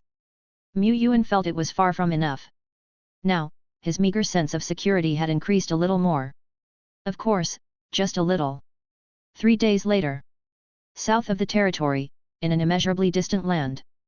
The sky was low, as if there were only a thin space separating it from the earth, and the surroundings lacked high mountains or vegetation, rivers, or streams, all barren. Typically seen wild creatures were rare here, and the fearsome presence of any was not seen even in a single glance. There was only a dark-skinned, tall, and robust man with a long spear walking not too quickly across this desolate land. It was Rakshasa. His gaze swept the surroundings, not missing an inch of ground. Suddenly, not far away, a few red and blue elemental particles appeared, followed by more and more visible elemental particles emerging out of nowhere, manifesting between heaven and earth. They appeared suddenly and converged, forming a colorful tide of elements that lashed out violently in all directions. The process from the tide's formation to its strike was very brief, less than a couple of seconds. However, the area it covered was several kilometers in radius. Any ordinary fourth order being encountering this would struggle for only a few breaths before possibly falling beneath the energy tide. Rakshasa reacted quickly, instantly turning into an evil heavenly dragon smoke cloud, rising hundreds of meters into the air. However, compared to the range of the elemental tide's impact, his shift was short. He shook his long spear, and a dot of reddish-brown cold gleam shot out. Riding on the crevice opened by the spear gleam, he quickly passed through the tide and landed safely. Behind him, the majestic tide fell, raising a sky full of flowing light and roaring thunder. When Rakshasa first encountered this kind of energy tide, he too was caught off guard and suffered significant injury. He even tried using the evil heavenly dragon to blast through the tide, but when the evil heavenly dragon came in contact with the energy tide, it set off even more violent fireworks. He ended up getting even more severely injured. Luckily, when he first stepped into the furious region, the scale of the energy tide stirring between heaven and earth wasn't so great, which gave him time to familiarize and toughen himself up. Rakshasa kept traversing, having already covered thousands of kilometers. However, he was moving laterally, not depth-wise. He could no longer continue deeper into the furious region and could only keep running along this region, hoping to find a gap where the energy wasn't so violent. He found one. And also, not quite. This area is almost the calmest region of the energy tides, but even so, he couldn't get through. From afar, he could see at the end of his vision that the energy tides were even more turbulent, with the sky and earth seeming to be squashed together. There was nowhere to hide, no way to advance. Just try and go for it. Rakshasa was determined enough to try, and indeed, he perished amidst the energy tides. The one who perished was one of his 3-phase body aspects, the evil body, which possessed strength far surpassing a fourth-order leader. Yet, even such a formidable body couldn't withstand for long. He didn't get to see the end. He couldn't possibly try again, that would be too stubborn. Rakshasa was really too stubborn. Discover Vlempire novels. Mu Yuan also learned of this news after Rakshasa had made his attempt. After all, he couldn't always pay attention to everything around him, nor could he see what Rakshasa was up to. Most of the time, Rakshasa reported to him through hero power. Rakshasa reported that he tried, he failed, and thus concluded that it really wasn't possible to cross. But Mu Yuan had already told Rakshasa several days earlier that even the legendary giants failed to cross horizontally, let alone him, a mere fourth-order leader. He had told Rakshasa to continue exploring in hope of finding a passable gap in this furious region. Really, there likely wasn't one. Even if there were, it wouldn't be something that can be found in a short amount of time. Otherwise, elves, giants, and the once renowned feathermen would certainly be aware, and they wouldn't have only tried once. There is a considerable possibility that beyond the furious region lies the familiar Twilight Plains territory. By then, he could hug the thigh of a strong backer, develop and grow stronger with peace of mind, and live the leisurely life of a lord. Traversing the furious region is difficult. However, it is an important clue. In the Twilight Plains territory, is there such a region? Mu Yuan pondered this while also commanding Rakshasa to return. This general had been away for a long time, and now, having lost an evil body, his combat power had significantly diminished, and his condition had worsened. He needed to be recalled to rest and recover. Rakshasa, with his three-phase body, could resurrect as long as either the good body or the evil body survived, even if his original body died. His avatar didn't need energy to sustain itself and was entirely on par with his real body. However, the price was that if his good body or evil body was damaged, it would take a considerable price to recover. So much time has passed, and I have accumulated a fair amount of evolution points. It's time to let an old general like Rakshasa bask in the miracle light. From the battle at Wolf Head Mountain, a large part of his gains was actually the basic remnant souls of various types. He had the soul shrine at his disposal.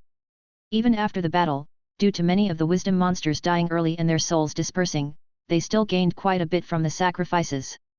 These days, his exploratory team also transported the corpses of high-order enemies to the shrine to be converted, if conditions permitted, after skirmishes with the minions of Fang of the Jackal Wolf in the wild, ensuring the enemies were eradicated completely and cleanly. Little Skeleton plus 3000. Militia plus 2000. Slime plus 1000. The numbers for other minor troop types like the Green Vine Snake had increased by over 1,000 each. Although the prospect of evolving Deadbone or Duolai into a legendary status still seemed extremely distant, evolving some to Epic or Epic 2 stars was now a breeze. Rakshasa was still on his way back. Hong Yi and Frost Giant Dragon Serio were the first to enjoy this treatment. Alert, Hong Yi bathed in evolutionary glory, awakening the epic talent like illusion. Under this talent, Hong Yi possesses the ability to turn illusions into reality, using illusion power to interfere with the physical world. Previously, Hong Yi's illusions could only affect the mind and soul. However, against spiritually furious and chaotic monster conglomerates composed of countless different consciousnesses, her illusion power had a negligible effect. Hong Yi indeed had more than illusions at her disposal, but her illusions were her strongest technique. Without her illusions, she felt as though she had lost both arms, wailing in distress. After all, even using illusions against her enemies was exhausting, so rolling up her sleeves to fight tough opponents with Ghost's Claw and Ghostly Flames? She'd rather not. And now, Hong Yi could create a storm with her illusions, and then immediately render it real. Verified. The storm would then rage across the land. Furthermore, Hong Yi can also turn the enemy's power from reality into illusion, which consumes several times more energy, or even 10 times more than doing the opposite. This was somewhat overpowered. Like illusion was comprehensive and versatile, but dependent on Hong Yi's mental and energy limits. She said this wasn't a problem. I still have many battery packs for ghosts and goblins in the underworld ghost market. Possibly influenced by General Deadbone, many Tianyuan division generals had taken up the living battery pack path. Alert, Frost Giant Dragon Serio bathed in evolutionary radiance, awakening the epic talent Heart of Death. Under this talent, all of Serio's attacks possess the power of death, he is death incarnate. In addition, high-order units killed personally by Serio will turn into nourishment, slightly increasing his base stats with no upper limit, thus it can break through limits. The already massive body of Frost Giant Dragon Serio grew even larger. From it, billowing black smoke began to rise. It seemed to emerge from death itself, embodying death. With this evolution, Serio felt an endless surge of overwhelming power within itself. With the swipe of its claw, a storm of death swept over the world. Its enhancement was all-encompassing. It felt invincible. I, Serio, am invincible in. It suddenly closed its mouth and looked around with a cautious and timid demeanor. It was, after all, a frost giant dragon. But heaven knows how many times it felt invincible only to be heavily struck down. Being a dragon was hard. After Serio's evolution, Mu Yuan checked the panel. 17 was a veteran general, and Sophia hadn't been around long, but her contributions ranked her high in the Tianyuan territory. Both were eligible for evolution and deserved it. Regrettably, neither was present. So Mu Yuan decided to evolve Xi Lu. Alert, your hero Xi Lu bathed in the miracle light, evolving into an epic 2-star being, with the talent Dragon Roar now completed into Dragon Feast. Under this talent, as long as Xi Lu consumes a certain quantity of dragon flesh and blood, he can achieve an increase in stats, with a chance of gaining extra strength and a small chance of obtaining a dragon soul. If he kills a dragon-type creature, he gains the full effect. Xilu can awaken ancient dragon souls to fight for him, or stimulate them for dragon soul amplification. As Dragon Feast, Xilu naturally suppresses all dragon-type life. This was not just awakening, but completing. That's not too bad either. The previous Dragon Roar talent was indeed powerful but somewhat lackluster in implementation. After all, dragon types, especially high-order dragon types, were extremely rare, and for Xilu, who was at the epic tier, absorbing a few high-order dragon souls was no longer significantly impactful. Now, the demands of the dragon Fia's tenor have significantly decreased. He could find channels to buy some epic dragon meat if he searched around. Should I say it's as expected from the foodie duo? Mu Yuan's expression was odd. In the future, Xilu would be able to have discussions with Duo Lai in the domain of gourmets. The three of them also awakened additional high-order skills and were now practicing to become familiar with them. Not far away, the water mirror dragon Long Daifu crawled over, casting timid glances at Xilu, then made a YNG cry next to Mu Yuan. I want to evolve too, YNG. Truth be told, during this time, Daifu had been diligent and made many contributions. The large defensive techniques currently used in the territory were developed by integrating its innate talents and abilities. Its contribution points would be sufficient for it to bask in the evolutionary glory soon. But Dragon Series evolution points stock, extremely scarce. Keep up the good work, and you too will enjoy the baptism one day. Mu Yuan wasn't just talking pie in the sky. He didn't fully understand the mysteries of the evolutionary miracle, but he had an inkling that the next evolution of the Evo power wasn't far off. It was likely to happen when the territory advanced to level 5 through trials. At that time, both the Lord's power and the Evo power would undergo a transformation. He had a feeling that by then, evolving a pure dragon series like Daifu would not be difficult. The battles around Wolf Head Mountain and the surrounding area continued unceasingly, yet they maintained a delicate balance and tranquility in an intangible way. Find more stories on Vlempire. During this period, Mu Yuan conducted some trade with the elf and giant tribes. They proposed to buy some basic materials, cultivation materials, and auxiliary materials from Tianyuan territory. Initially, they just made a list without high expectations, mainly aiming to purchase the black iron and red copper ores that humans were already mining, but to their surprise, frontier crystal, pure crystal luster, cleansing crystal dust, and other materials are available for trade from Tianyuan territory. How do they have everything? Mu Yuan didn't have everything. He couldn't produce these on his own, but he could act as an intermediary. He wasn't mainly doing it for the profit but to help his allies with their urgent needs.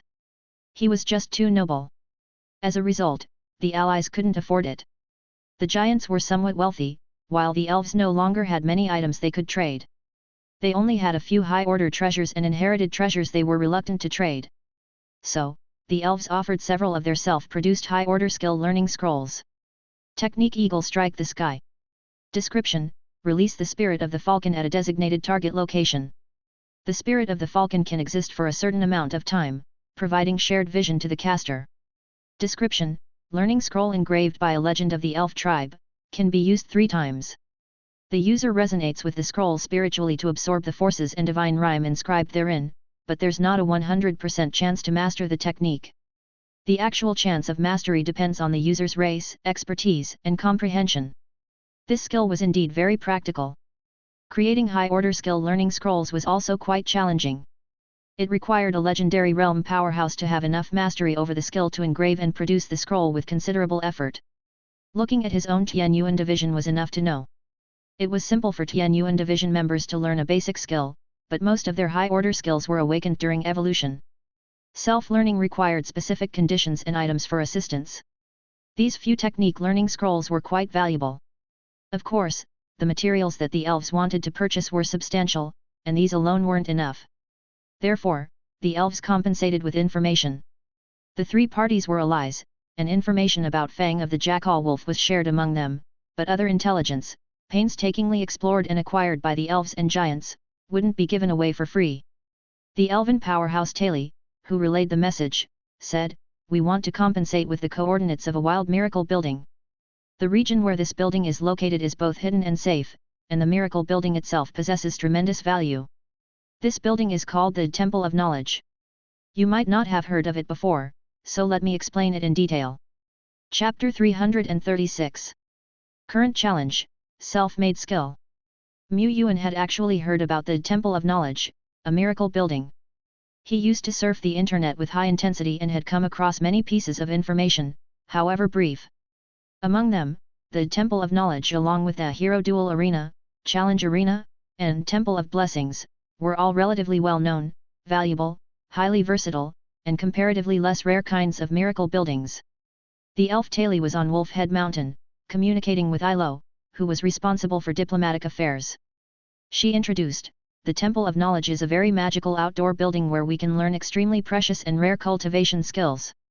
As long as we possess even one cultivation skill, the likelihood of us in the four-order leading realm breaking through to the legendary realm can significantly increase. Her words were true. Cultivation skills were very special. They could be considered as techniques that were not related to leveling up. However, if a strong person mastered and practiced such techniques, they could gain enhancements on top of their existing foundation. Usually, these were basic tri-dimensional cultivation methods for the physique, spiritual power, or energy. 17 had fortuitously created a mind-type cultivation skill called heart engraving, though it was quite rudimentary and not as universally applicable as the former. A four-order limit great perfection who already possessed a body beyond limits could significantly increase their chances of advancing to the next realm if their physical strength grew even further. Taili had yet to comprehend her domain. Mvlem Pircom story. One either comprehends a domain, or they do not, and she had no leads up to now. But Taili thought, if she could cultivate her natural spirit condensing method to a profound level and her spiritual power could break through on top of the limit, then with the addition of some treasures, she might not lack the possibility of forcibly breaking through to the legendary realm. Even if we cultivate cultivation skills to a profound level, they are hard to teach to others. However, within the Temple of Knowledge, there are special rules that allow us to simply learn skills, provided that. She paused, we pass the assessment of the Temple Guardians. Ilo naturally knew about the Temple of Knowledge as well, and by comparing it with her own database, she could confirm Taili was not lying. Her understanding of this outdoor building might even be greater than that of the natural garden. The Temple of Knowledge could randomly appear in various major domains and regions of the eternal world. Their functions might be similar, but due to different guardians, the strong ones who encountered this opportunity faced different assessments and acquired different skills. The assessments of the Temple of Knowledge were mostly related to knowledge, learning ability, or wisdom. Which specific type it would be would only become clear once one encountered it. Regardless, the value of this building was high enough. It was worth exploring thoroughly. We from the Tianyuan territory have bought the coordinates to this building. 2 days later, a luxurious team comprised entirely of fourth-order individuals, carefully made their way through a narrow gorge to a tranquil area. Here, bamboo was dense, shadows of trees loomed, and the area was not large and showed no signs of monsters. Not far inside, less than 100 meters away, stood a building surrounded by a faint golden glow. The building, about 13 meters high, had a semi-human high stone base in front with a massive open tome resting upon it. Antiquity, mystery, and the essence of knowledge hit one in the face. We've arrived, this is the outdoor building, the Temple of Knowledge. Taili said. She was the leader. At her side were 4 outstanding elves. Each of them was a top contender and a strong youth in the fourth order. Among them were 2 elven martial monks who had accompanied Taili that day. There were no legends in this group. First, because they were all top-notch fighters capable of swiftly breaking through if they encountered an ambush by Fang of the Jackal Wolf's minions. Second, since their human allies had only one legend who had to stay at Wolf Head Mountain, the elves would not send any of their legends. Third, several legends from the natural garden had already visited the Temple of Knowledge and could no longer visit this building, so there was no need for them to make the trip again. From Tianyuan territory, only 4 division leaders were temporarily dispatched. Lu Lu, Xi Lu, Bone 2, and a manifestation of Ilo. Many of the Tianyuan division were tied up, some were battling the Fang of the Jackal Wolf in the wilderness or at a critical point in their cultivation. When Lu Lu and others returned, Mu Yuan would arrange for himself and the next group of division leaders to go. Alert, your hero Lu Lu has visited the outdoor miracle building Temple of Knowledge. Alert. With the perspectives of several scouting falcons, Mu Yuan also saw the interior of the building. Inside, it was dozens to hundreds of times larger than what was visible from the outside. The hall was spacious, and even with dozens of Sarios or several tree demon grannies present, it wouldn't be crowded. Several pillars, which would take about a dozen people to encircle, seemed to prop up the heavens. Alert, you have 3 attempts to pass the assessment. Upon passing the assessment, you will receive a rule baptism and learn a special skill. Alert, depending on the performance in the assessment, the strength of the skill you learn may vary. If you fail the assessment all 3 times, you will leave with regret. Alert. Lu, Xi and other hero units heard the prompt in their ears. Even though the others did not hear the rule prompts, they had already figured out the rules while on their way over. As the prompt sounded, a strand of golden light bloomed deep in the hall, forming the figure of a being clad in robes, seemingly indistinguishable from humans except for a head that was several sizes larger. I am omniscient God Gabyaful, young elves, you have come again, oh, and this time, there are even a few new faces among you. Interesting, interesting, it seems that you have come prepared. Let me see how many of you can pass the examination today, but don't make a strategic retreat in the face of battle. Speaking of a strategic retreat, the faces of 2 elven martial monks reddened. No, the matter of a strategic retreat, how could that be called fleeing? They had tried twice before. The first time to become familiar with the pattern, the second time to officially challenge but fell short by a move. They, feeling their accumulation was still insufficient, of course, dared not lightly waste their last chance. Now, after a year and a half, they had come to challenge once again. This time, they were very confident. I'll go first, to familiarize everyone with the process. The elven martial monk with a shining forehead and an honest face spoke up. Guardian Gabyaful snapped his fingers lightly. The theme of this examination is creation. Within the designated time, you must create at least one self-made skill in order to pass my examination, proving that you possess enough wisdom and knowledge. The time is 30 minutes. Of course, within this time, you can receive enhancements such as clarity, transparency, understanding growth, inspiration surge, and so on. He waved his hand grandly, and 3 platforms appeared in the hall. Those who wish to take the examination should step up. Once you enter the formation, it means the examination begins. After the countdown, I will evaluate you based on the ingenuity of the skill you create, and its similarity to the skills you previously possessed. That is to say, you can improve upon your existing skills, but if the newly created skill is too similar, I will not be lenient. As the omniscient god, Gabyaful, during his life, had very extensive knowledge, and he could recognize a vast array of obscure skills, rare high-order skills, and even quite a few epic skills. Content. Of course, no matter how knowledgeable, he could not identify at a glance whether the skill placed before him by the examinee was freshly created or already possessed. This already involved rules. And unfortunately, as the guardian of this place, Gabyaful had received the power bestowed by the rules. He could recognize at a glance and determine the similarity between this skill and the old one. He was the humanoid paper identification machine. No matter whether it was copied, it was absolutely impossible to deceive his eyes. It's the challenge of creating skills. Taili pondered to herself. She had been here many times, and had witnessed many companions face different tests. Wisdom Lock, 6 Union Rubik's Cube, Dream Maze, Heavenly Book Imitation, and so on. The creation of skills challenge was of moderate to upper difficulty among these many tests, but it came with the added benefit. During the examination period, one's understanding could grow.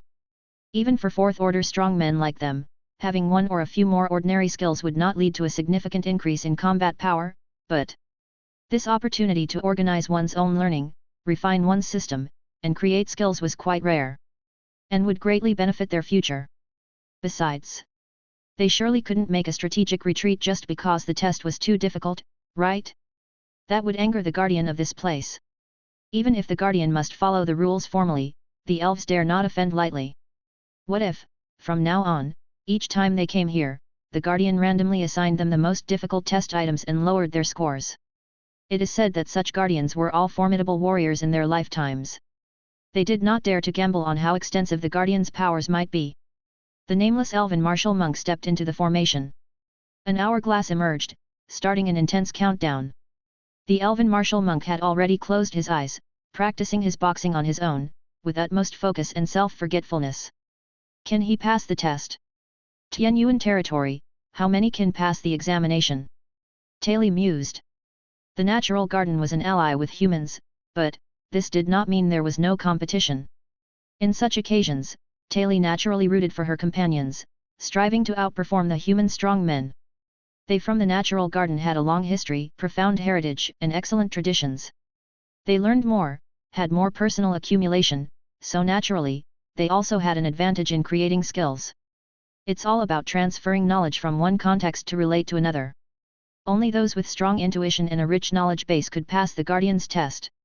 Therefore, cultivation-type skills are very precious, but the vast majority of beings, even third-order and fourth-order strong men, do not possess the ability to achieve this one skill. Lord, what do you think? Mu Yuan exchanged views with I Lo, Lu Lu, and Xi Lu, among others, in the Hero Channel. Indeed, limited by factors such as birth age and time, officers like Lu Lu did not have enough experience and accumulation. The Tianyuan territory also only had less than a year of long history. However, learning materials were something Tianyuan territory was never short of. Under the leadership of Great Lord Shepherd, the territory boasted a robust atmosphere of learning where everyone eagerly pursued knowledge, except for certain slimes unwilling to divulge their names. In terms of understanding, Bone 2 was a bit simple-minded. Xi Lu was a bit simple-minded, too. And Lu Lu was not adaptable. However, it didn't matter, for the epic bloodline would intervene, right? After all, Mu Yuan had never made it through a trial, so he couldn't say for sure. Fortunately, everyone had 3 chances to try, and if they failed all 3, then it was time to step down. Inside the arena, the elven martial monk still exuded an imposing presence while practicing his boxing. Surrounded by an invisible aura, he had evidently mastered the artistic conception to a great extent. Suddenly, his pupils opened wide, shining with a brilliant golden light. I did it! I've succeeded, ha ha ha ha! The countdown quickly reached 0. The monk stepped forward to the Guardian, presenting the skill he had just created, clumsy though it was, with precision.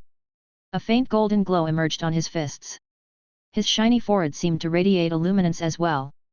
It's the Golden Fist skill, eh? Not bad. It's relatively advanced among basic skills, said Gabufool, nodding slightly. He glanced again, with the light of laws flickering in his pupils. Similarity, 34.5%. Not bad, you've passed. At that moment, the splendid radiance of heaven and earth fell upon the shiny forehead of the elven martial monk. He soon emerged from his immersed state, claiming he had acquired a new body tempering practice technique. Perfect for him. Awesome.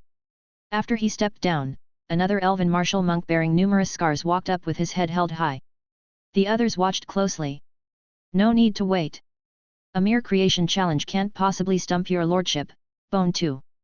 Watching a bit longer and preparing a bit more would give it a better chance, but waiting patiently clearly wasn't in the nature of Bone 2. Prepare? Think? Plan? All unnecessary. Lord Bone 2 could bulldoze through anything. It strode forward and stepped onto another magical platform. Right, what kind of skill should Lord Bone 2 create? Your undead companion, is he always this bold? Asked Taili, noticing Bone 2 scratching his head in puzzlement on the platform, seemingly without any mental preparation before rushing forward. He's always this rash. Ilo held her forehead in exasperation. But knowing she couldn't dissuade this fool, she didn't say anything more. Besides, there were 3 chances, so there was nothing to lose in trying. On the platform, the elven martial monk was meditating with his eyes closed, while Bone 2 also began to sink into a state of self-forgetfulness. Time quietly passed by. The guardian Gabufool directed his power at both of them. Suddenly, he nodded slightly. A glimmer of gold flashed over the monk, followed by the appearance of a pale golden shield. This was a golden shield created based on the guard skill, featuring a stronger self-protection capability. The audience, being fourth-order strongmen themselves, had exceptional insight and quickly grasped what kind of skill the monk had created. Suddenly, boom! Violent black flames erupted, slamming into the array's light screen, sending ripples across it like water.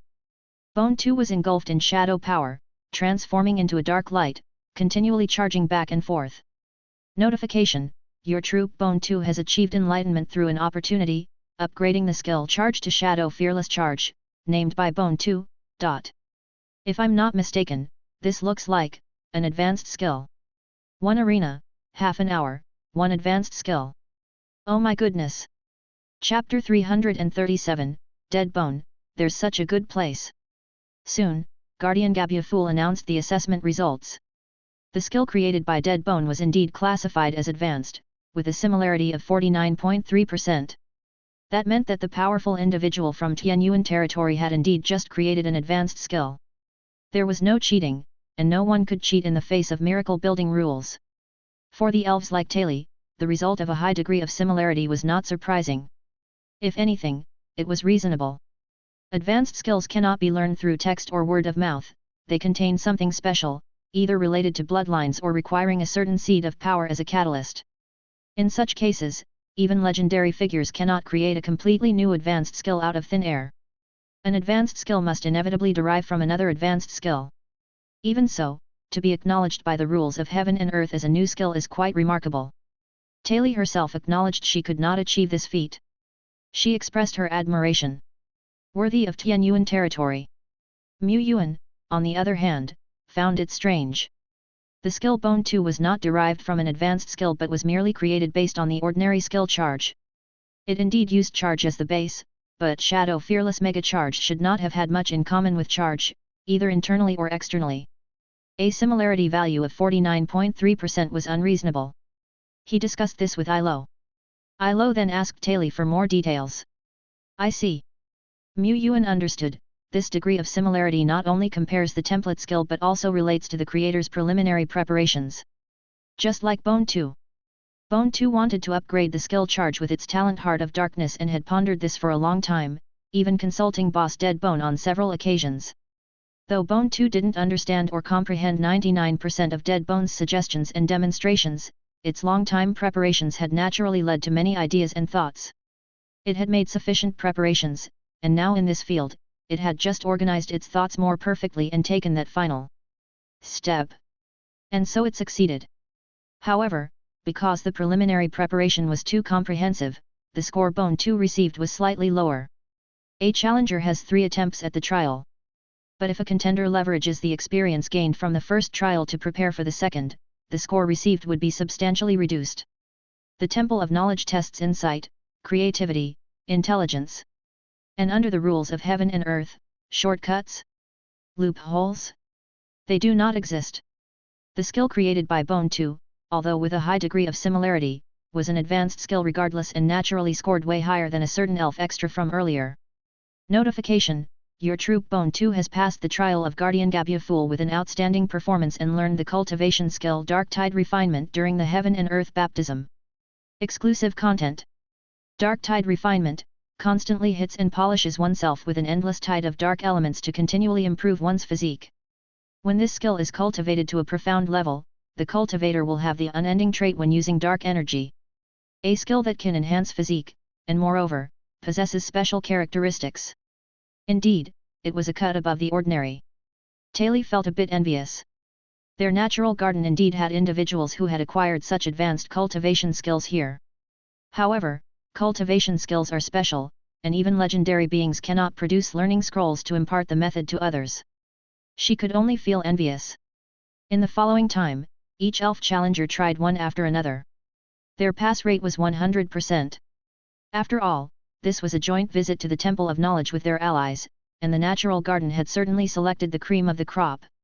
They couldn't afford to lose face in front of humans. Those contenders who had a chance to pass but not a great one were all waiting for the next opportunity, for a later time when the hall was empty, to quietly go and try their luck. The one who performed best among them was a legendary elf with the Moon Elf bloodline, a legendary seed of their generation in the natural garden. He, too, had created an advanced skill. However, this skill was refined from another advanced skill, with a degree of similarity even higher than that of the aforementioned bones. Still can't compare, just can't match up. Taili lamented internally. This fellow was already the potential carrier among their elf representatives, and yet he couldn't beat the number 1 contender from the other side. She consoled herself, it's actually normal. Many strong individuals from our natural garden have visited this miracle building before, and now we only have the second echelon left. Whereas the human Tianyuan territory, this is their first visit to the Temple of Knowledge, and of course, they brought their most outstanding prodigies. After the elves from Natural Garden had taken their challenge, it was Xiliu's turn from the Tianyuan side. She stepped into the range of the formation platform. From the outside, the formation platform seemed small, but inside it appeared to be a vast mini-world. Without much thought, she quickly immersed herself in consideration, speculation, and enlightenment. Around her, the flame territory spread out, with bright orange-red flames swirling and dancing around. Menacing dragon wings burst through her armor, growing from the sides of her scapulae. Her body also grew taller, emitting more ferocious and surging flames. Dragon mode, red dragon bloodline, dragon scale armor, ring of intense fire. Many skills flashed through Xi Liu's mind. At this moment, her thought process was crystal clear, with flashes of spiritual light emerging and intertwining, igniting new and magical inspirations. While waiting below the stage, she was thinking that she couldn't waste such an opportunity. She wanted to create a skill that could be used in actual combat and would significantly enhance her combat power. And not just to score high on an assessment. After a while, ding! The pleasant notification sound rang out. The armor on Hero Xi Lu began to transform slowly, morphing into armor that seemed forged from lava, with brilliant, dazzling flames flickering over it. It was armor, it was scales, and it was also a skill. Notification: you have fused your accumulated experience to create a special self-made skill, Sunflame Armor. Sunflame Armor has the ability to burn and incinerate everything around it. It can also change size along with your body's form, human, dragon man, giant dragon, and has a self-repair capability. It can be combined with the defense capabilities of a giant dragon scale armor. Just from its appearance, Sunflame Armor was clearly a high-level skill. And among high-level skills, it belonged to a very special and powerful category. After all, ordinary skills differ in strength, much like the difference between a rare 1-star and a rare 3-star. The gap between high-level skills is even greater, similar to the difference between a bone dragon and a vampire viscount. The experienced guardian Gabu Fool was also somewhat surprised. He assessed that Xi Liu's skill had a very low similarity, merely 18.6%. Taili and others had their mouths slightly open in awe. 2 years ago, the 6th princess of our natural garden did not perform as well as this one. That 6th princess was an unbeatable prodigy of their generation. The old brother from earlier possessed a legendary demeanor, but whether he could step into the legendary realm in the future was still uncertain. However, for the 6th princess, who had created her own domain early on, stepping into the legendary realm seemed to be just a matter of time. She was an invincible figure at the 4th order peak. She slaughtered common 4th order bosses as easily as slaughtering chickens and cattle. But then again, Taili suddenly recalled that this human powerhouse seemed to possess an exceptionally rich red dragon bloodline. She had seen Xi Lu transform into a giant dragon, causing chaos on the battlefield. Perhaps this was a lady of the dragon, whose bloodline was almost, or possibly already stepped into the epic stature. For their 6th princess to lose to this person seemed, perhaps, somehow, probably, acceptable. Notification: your hero Xi Lu has passed the trial with an excellent performance and learned the cultivation skill flame breathing method during the heaven and earth baptism. This cultivation technique was also a form of physical training, and when practiced to a high level, had 2 characteristics. One was the amplification of fire-type damage, and the other was the ability to quickly recover one's energy through high-frequency breathing. The characteristics themselves were not very strong. But what Yuan valued most was the cultivation technique itself. Higher-level cultivation skills often allowed the user to train with greater efficiency, which was key. Now, only 2 people were left who had not yet tried. Lu Lu and Ilo. But at the same time, Yuan and General Deadbone were sprinting through the dense forest, rushing toward the Temple of Knowledge at high speed. He had found Deadbone 2 hours ago and called it to start the journey together. The reason was simple. The Guardian offered many types of trials, but only the self-made skill type of trial was a benefit. One could not only gain rewards but also have an opportunity to create a self-made skill. Wasn't this double happiness? Yuan worried that the next group heading to the Temple of Knowledge would not encounter this type of assessment. He had to squeeze in at the tail end of this batch. Deadbone had been eagerly practicing, wanting to step into the legendary realm sooner rather than later. Apart from training and fighting with the fang of the Jackal Wolf, Deadbone didn't want to do anything else until just now. The ability to temporarily enhance comprehension and gain spiritual light? Is there such a miraculous place in the world? Marvelous! Marvelous! It had been worrying about not being able to create a skill that could shorten the time required to polish its body. While it had some ideas, creating a high-level skill from scratch without any foundation or reference was very time-consuming. If it spent a lot of time pondering and refining, wouldn't it be counterproductive? Now, it saw an opportunity. Inside the Temple of Knowledge, Liu Lu walked forward. Guardian Gabyaful watched him closely, taking a few extra glances. This power known as Tianyuan territory seems to have more potential than the natural garden. Will they continue to impress me? Bone Tu and Xi Lu had performed very well, especially the latter. But he did not expect the remaining two testers to perform well just because of the excellent performances of the first two. He was not so superficial. He purely judged from his own exceptional insight that the human in front of him was extraordinary. Even if this human had not yet reached the fourth order peak leader level. The other human woman was the same. However, since the human woman presented herself in an incarnated form, Gabyaful couldn't discern any more information. Liu Lu stepped onto the formation platform. He had already decided on the category of skill he wanted to deduce. It was Guard. He was originally from the Imperial Guard series, and the Imperial Guards have always had the duty of protecting important individuals. But now, his strength was more than sufficient, yet his guarding abilities were far from enough. Especially group guarding. He was a legion commander, and behind him were the hearths and homes of his entire territory. Guarding was his duty. Liu Lu sat down directly and closed his eyes. As time ticked away, until at a certain moment, Liu Lu opened his eyes, and golden wings unfurled in midair, scattering specks of golden brilliance, like a sacred barricade. Alert! Hero Liu Lu has created the advanced skill Glory Guard. As long as the glory remains, as long as the will exists, the guard will never vanish. This was a wide-range protective skill. Not only did it extend over a broad area, but it could even bring together the guarding skills of the Imperial Guards, melding them into one, forming a protective barrier with a wider coverage and stronger defense. Similarity, 33.6%. The performance seems not as good as Xi Liu's. Content hosted on Vlempire. Despite the astonishment, Taili and the other elves had grown accustomed to it. But could these silly elves not see what he, the omniscient god Gabyaful, could? Even if this skill was derived from Guard, even if it had some similarities with Guard, but it faintly, vaguely already had a hint of strategic skills. And strategic skills are typically awakened by heroes who have received the heaven and earth baptism. Yet this human being had managed to create it with human power, human knowledge. This individual, formidable indeed. Of course, as the omniscient god Gabyaful, a personage well versed and worldly, he had heard and even seen such prodigies before. But this time, he personally witnessed the birth of a unique skill. Given time, this glory guard might even have the chance to ascend to a true strategic skill. Do not disappoint me, O future generations. Alert! Hero Liu Lu has learned the cultivation type skill rock breathing method. Next up was Ilo. In terms of heritage and accumulation, Ilo had much more than Liu Lu, Xi Lu, and others.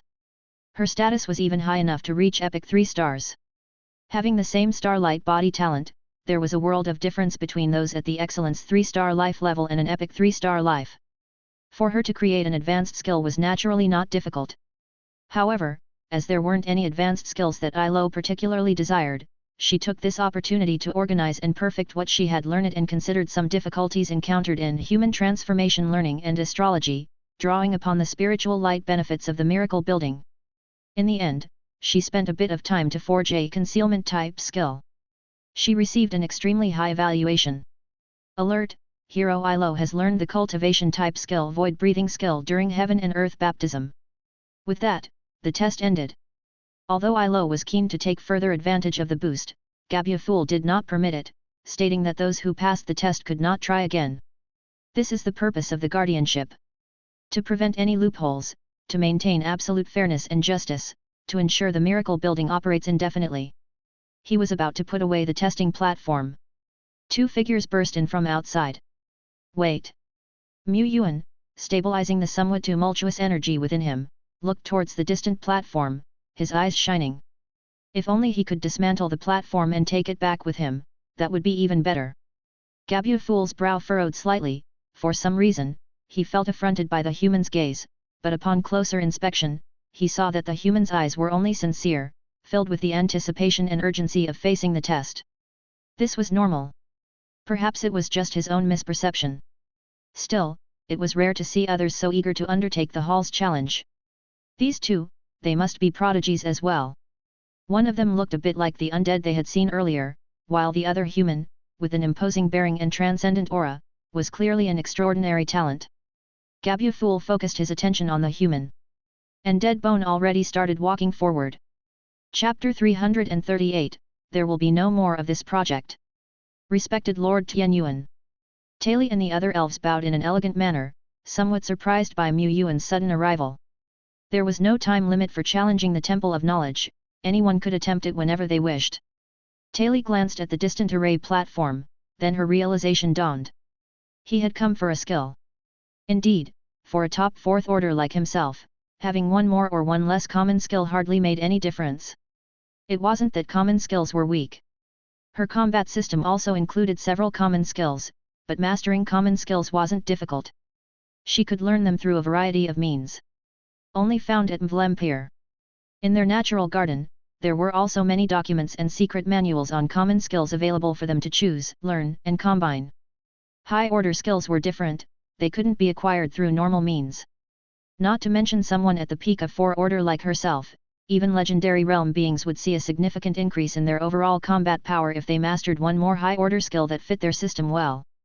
And just now, several top beings of the Tianyuan territory had each created their own high-order skills. Such confidence they have. The elves felt under a lot of pressure. They had been thoroughly outclassed. Of course, they could not represent the natural garden. When the legendary figures of their house took on the challenge in the past, they too performed exceptionally well and were affirmed by the guardian Gabufool. However, when these legendary figures visited the Temple of Knowledge, they did not tackle the challenge of creating skills, they were tested in other areas and thus could not be directly compared to the strong ones of the current Tianyuan territory. If Lady Milena and the others had taken on this challenge, they surely could have deduced high-order skills as well. She believed. But the strong ones of the Tianyuan territory seemed to be doing more than just deducing high-order skills. Could Lady Milena and the others really achieve better scores? Reason told her, maybe, perhaps, probably, not. But emotions told her, not defeated. As long as there was no direct comparison, they were not defeated. If the legendary figures back then hadn't visited and passed the test so early, surely, they too could have used the platform of the Temple of Knowledge to deduce even more exquisite and superior skills. Yes, it must be so. Deadbone had stepped onto the platform, a sand clock illusion emerged above it, beginning a tense countdown. The elves didn't pay too much attention. Their gaze was still stealthily directed at Lord Tianyuan. After all, this lord held the highest position within the Tianyuan territory. Commanding many top powerhouses, just what capabilities did this lord possess was something they dared not imagine. What they could be certain of was that Lord Tianyuan must be tremendously powerful, brilliantly talented, and stunningly enchanting. And today, by passing the Guardian's test, they might catch a glimpse of the tip of the iceberg of this mysterious lord. They were all waiting for Lord Tianyuan to take the stage. As for the black-armored undead up front, it clearly looked like a nondescript, utterly unremarkable extra. That's what Guardian Gabufool thought as well. The black-armored undead gave him the first impression of being too common. It wasn't weak, but perfectly ordinary, like a drop of water blending into the environment, the least noticeable among a group of prideful beings. Gabufool subconsciously ignored it. A few seconds later, he vaguely felt something was amiss. He caught sight of some spiritual light shrouding the black-armored undead. It was a scene that indicated a skill was about to be deduced. He was certain. After all, he was the guardian of the Temple of Knowledge, overseeing dozens of such buildings and having seen many visitors. He was none other than the omniscient god, Gabufool. He was sure he wouldn't make a mistake. But just a few seconds had passed, right?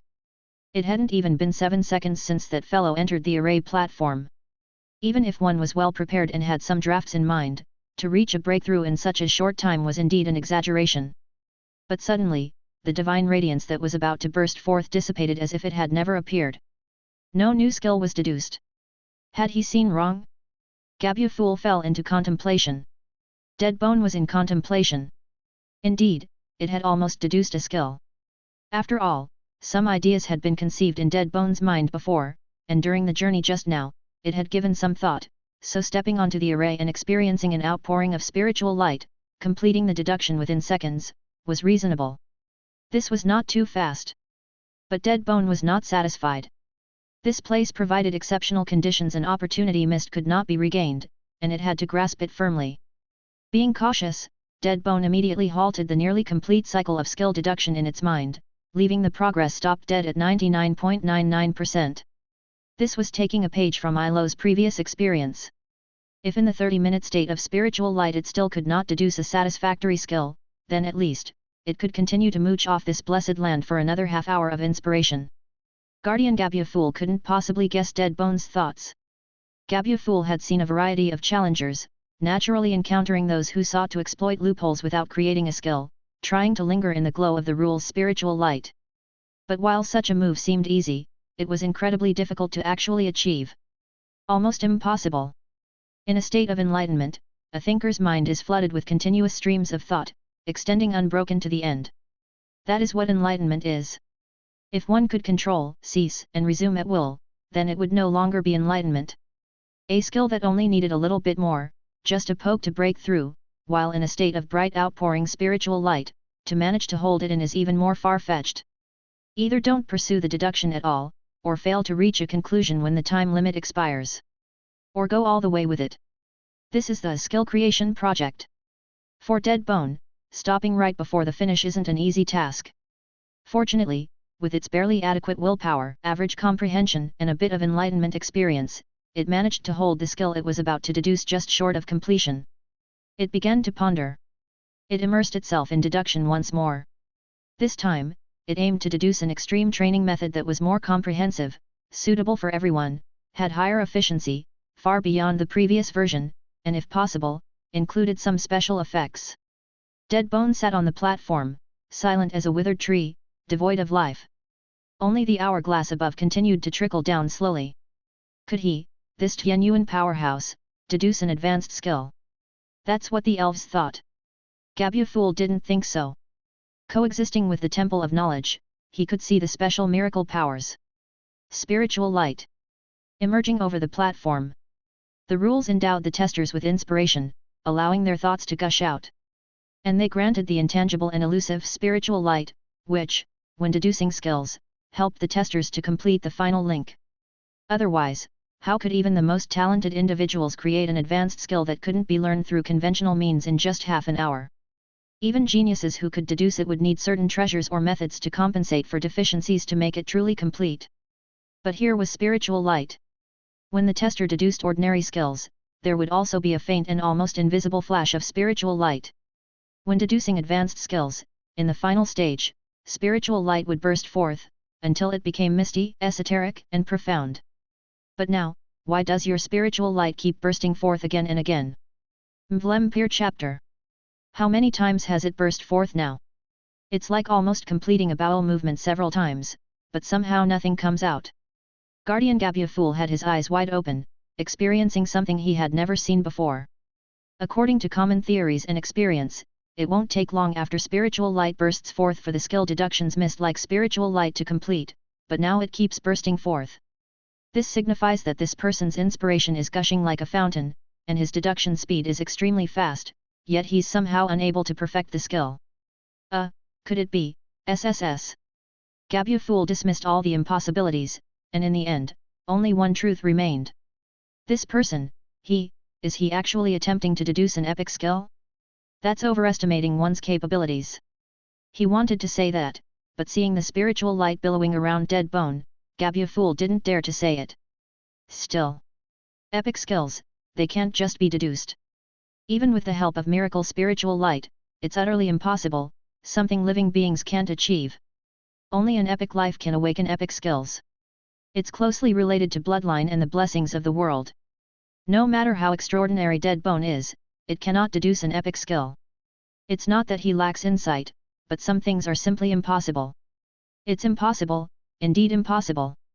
There's a chasm in the middle that cannot be crossed. Dead Bone furrowed its brow.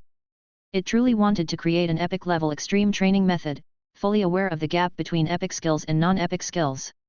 Epic often carried power beyond common sense. And to refine its body to the limit at a speed beyond common sense, it surely needed to be epic, didn't it? Not only that, Dead Bone also hoped the skill it deduced would be suitable for most of the generals in the territory. Everyone was facing the problem of time-consuming and laborious refining of their physical limits. But indeed, it seemed impossible. I am still not strong enough to shoulder the burdens of the Tianyuan territory. As Dead Bones' thoughts drifted, it deduced two high-grade extreme training methods. One was tailored for itself, with even higher efficiency. The other had 65% lower efficiency, but was suitable for most people to learn. It wouldn't be too difficult for others to master. There was still time, and it might be able to deduce a few more methods, each with different specializations. Wait, Dead Bones suddenly had another idea. A direct bridge to epic doesn't exist, but if one continuously accumulates and combines different skills, it might be possible to construct something epic. It's not totally out of the question. I have to take the risk. Having created skills to fall back on, it could afford to take the gamble. Time was running out. Dead Bone dared not waste any more, couldn't let its thoughts drift aimlessly again. It geared up, fully immersing itself in the deduction. At this moment, it was full force enlightenment goo. Boom. To others, the world remained calm, Dead Bone sitting alone like a withered tree. But to Gabufool, pure spiritual light surged out, forming a misty fog. This fog had not yet dissipated before a second wondrous burst of light appeared. Deduce. Deduce. Deduce continuously. Mr. Mew, listening to the succession of prompting sounds beside his ear, had his mouth slightly open. So that's Dead Bones' plan. Because it's impossible to create an epic skill all at once, it deduces skill after skill and, by combining and interlocking them, tries to merge them into one epic skill. This seemed a reasonable approach. No way. Yuan remained silent. Gabufool was petrified. And the spiritual light around Dead Bone kept surging. It had deduced skill after skill. Some were ordinary level, and some were high grade. Among them, many skills' functionalities were missing, they were unfit for training, unfit for use, merely individual components. All was for the ultimate combination. An outline emerged in its mind. This outline was being filled in bit by bit, completed little by little. But it was still too slow. It had initially taken the wrong path, wasting quite some time. It had to be fast, faster, even faster, surpassing the limits of speed. With the aid of the rule spirit light, Dead Bones' thought processes became faster and faster, as if entering the mystical state during evolution, and it continued to maintain and elevate this state. It was drawing from the invisible spiritual light, creating one skill after another. It was still creating. What is the body beyond limits? What is the extreme realm? The body's potential has 206 points to delve into. The mind's potential has 33 facets to break through. The energy's potential, the soul's transcendence, life's leap forward. During the process of inference, Dead Bone had numerous breakthroughs. Its understanding of the world, of dimensions, of life became clearer. Its eyes were shining, the cobalt blue soul flame light burst forth, illuminating the already bright hall even more brilliantly. Its inference speed increased. Its bones were also crackling and popping. Its consciousness, its soul, had been enduring indescribable pressure. But it was smiling. This was an indescribable joy, the bliss of gradually clearing the fog to glimpse the truth. He. The light in Guardian Gabufool's eyes grew brighter. The spiritual light surged like a pillar, like the earth splitting open and a subterranean spring gushing forth. Crack! It was as if he heard some noise. A voice that seemed about to collapse. The spiritual light suddenly dimmed a bit, still gushing, but the spring eye appeared to be drying up. No, wait, this can't. Gabufool's eyes widened, the temple of knowledge was dimming, the miraculous spiritual light was drying up, collapsing. No, stop now. No, wait, not yet. Dead Bone's eyes widened, feeling the inspiration becoming gradually harder to draw upon, yet it was still slightly short. It couldn't stop now. Dead Bone gritted its teeth, its will almost igniting. A pair of eyes watched intently. In midair, the last grains of sand fell, the countdown had already reached 0. The platform's barrier disappeared, the enhancements gone, leaving only a figure like withered wood still sitting there. What's going on here? Taylor looked left and right. Based on the previous occurrences, after a strong being had inferred a high-level skill, they often couldn't help but manifest the new skill, and there would be gorgeous light and shadow effects. This strong being remained, still as withered wood. Had he failed? Yet, looking at the expressions of the Tianyuan leaders and Guardian Gabufool, It didn't seem like it. By the way, was Lord Gabufool disconnected? He had been maintaining that posture for quite a while now. Gabufool remained silent. Silence was the hall of the Temple of Knowledge at this moment. Mu Yuan was also silent, staring at the panel before him. Prompt: your hero Deadbone has inferred a special cultivation method. The current cultivation method is unnamed, and it has reached the threshold of epic proportions. Skill: unnamed. Category: extreme training method. Description: 1. A unique method specifically targeting the transition from 4-order peak to 4th-order limit. Practitioners of this mystery skill can significantly increase the polishing speed, reducing the polishing time. The mystery skill consists of 3 stages. The first stage increases the polishing speed by 120%, the second stage by 240%, the third stage by 399%. Description: 2. Practitioners of this mystery skill can uncover more potential during the polishing phase and ascend to higher 4th-order limits. Moreover, the cultivation of this mystery skill can also tap into the potential of life, soul, and will. Description: 3. Practitioners of this mystery skill can slowly enhance their potential, but they cannot step into the epic realm. Note: the practice of this mystery skill should be supplemented with various materials. Whether the Eternal World had such extreme training methods, Mu Yuan guessed that it probably did. But Tai Xian did not. At least Mu Yuan had never heard of it. Even if the outside world possessed it, the effects on body polishing might only be incidental. Who would create a skill specifically for polishing the limits of one's body? The skill of Deadbone was quite unique indeed. It's useless to others. Other 4-order peaks don't need to rush for that little bit of time. What does it matter if it's faster or slower? What they really find challenging are the domain and the light of will. But for the Tianyuan leaders, this cultivation method is perfect. It's just, can others really learn it? The skill of Deadbone was special. It seemed to be broadly applicable with a low learning difficulty and no special thresholds or requirements, but this is a high-tier skill. Anyway, as long as Deadbone itself could use it, it was worthwhile, and Lord Shepherd could use it as well. Perfect. People from the outside world would also covet this skill. Its third effect, the precious potential enhancement, is very valuable.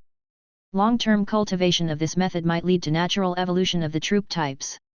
This was not very useful for the Tianyuan territory, however. It's probably because of the exploration and development of potential in the polishing phase that this skill derived its third effect. It's rather superfluous for the Tianyuan territory. And for people from the outside as well. With the tier of the skill being what it is, it's not something just anyone can learn. Mu Yuan closed the panel and moved forward. Next, it was time for Mu Heaven's Chosen to take the stage. Experience Mvlempire. He truly mastered only a few high-level skills, and he was indeed looking forward to using the power of the rules of heaven and earth to infer a powerful and prestigious skill suited for his own use. Deadbone slowly awoke. I won't disappoint you. Mu Yuan patted its shoulder, appreciating the effort. My bone indeed has an imperial bearing. He walked towards the array platform and stepped into it. The barrier light screen did not rise. The timing hourglass did not appear. Most importantly, Mu Yuan did not enter that state where spiritual light surged. Was it necessary to wait for Deadbone's evaluation to be completed? He looked towards the guardian of this place. The guardian Gabufool was also looking at the two of them. Although his body was woven of light and shadow, his expression seemed somehow dark. Dark as the bottom of a pot. In the future, there will be no inference skills test item. Mu Yuan, hey?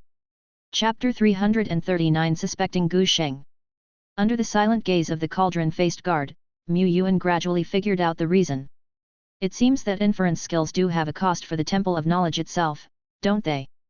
And the cost of inference by Deadbone might be a bit higher than for others. His generals were not short of epic skills or advanced abilities, to the point where Mu Yuan had somewhat neglected just how formidable the obstacles were when normally trying to deduce and awaken an advanced skill. Wisdom, bloodline, fate. All are indispensable. Even for Deadbone, without great fate, it wouldn't be possible to deduce an epic skill. Even if this skill barely touched the threshold of epic and its mysterious and marvelous functions were far inferior to a true epic. But after all, it was still epic. The inference skill project was Deadbone's great opportunity. Under normal circumstances, this project would at best be a minor opportunity, with the vast majority of strong beings only able to deduce a common skill here to pass acceptably. Only a minority of exceptionally talented individuals could deduce advanced skills. For them, this project represents a true opportunity. What about dead bone?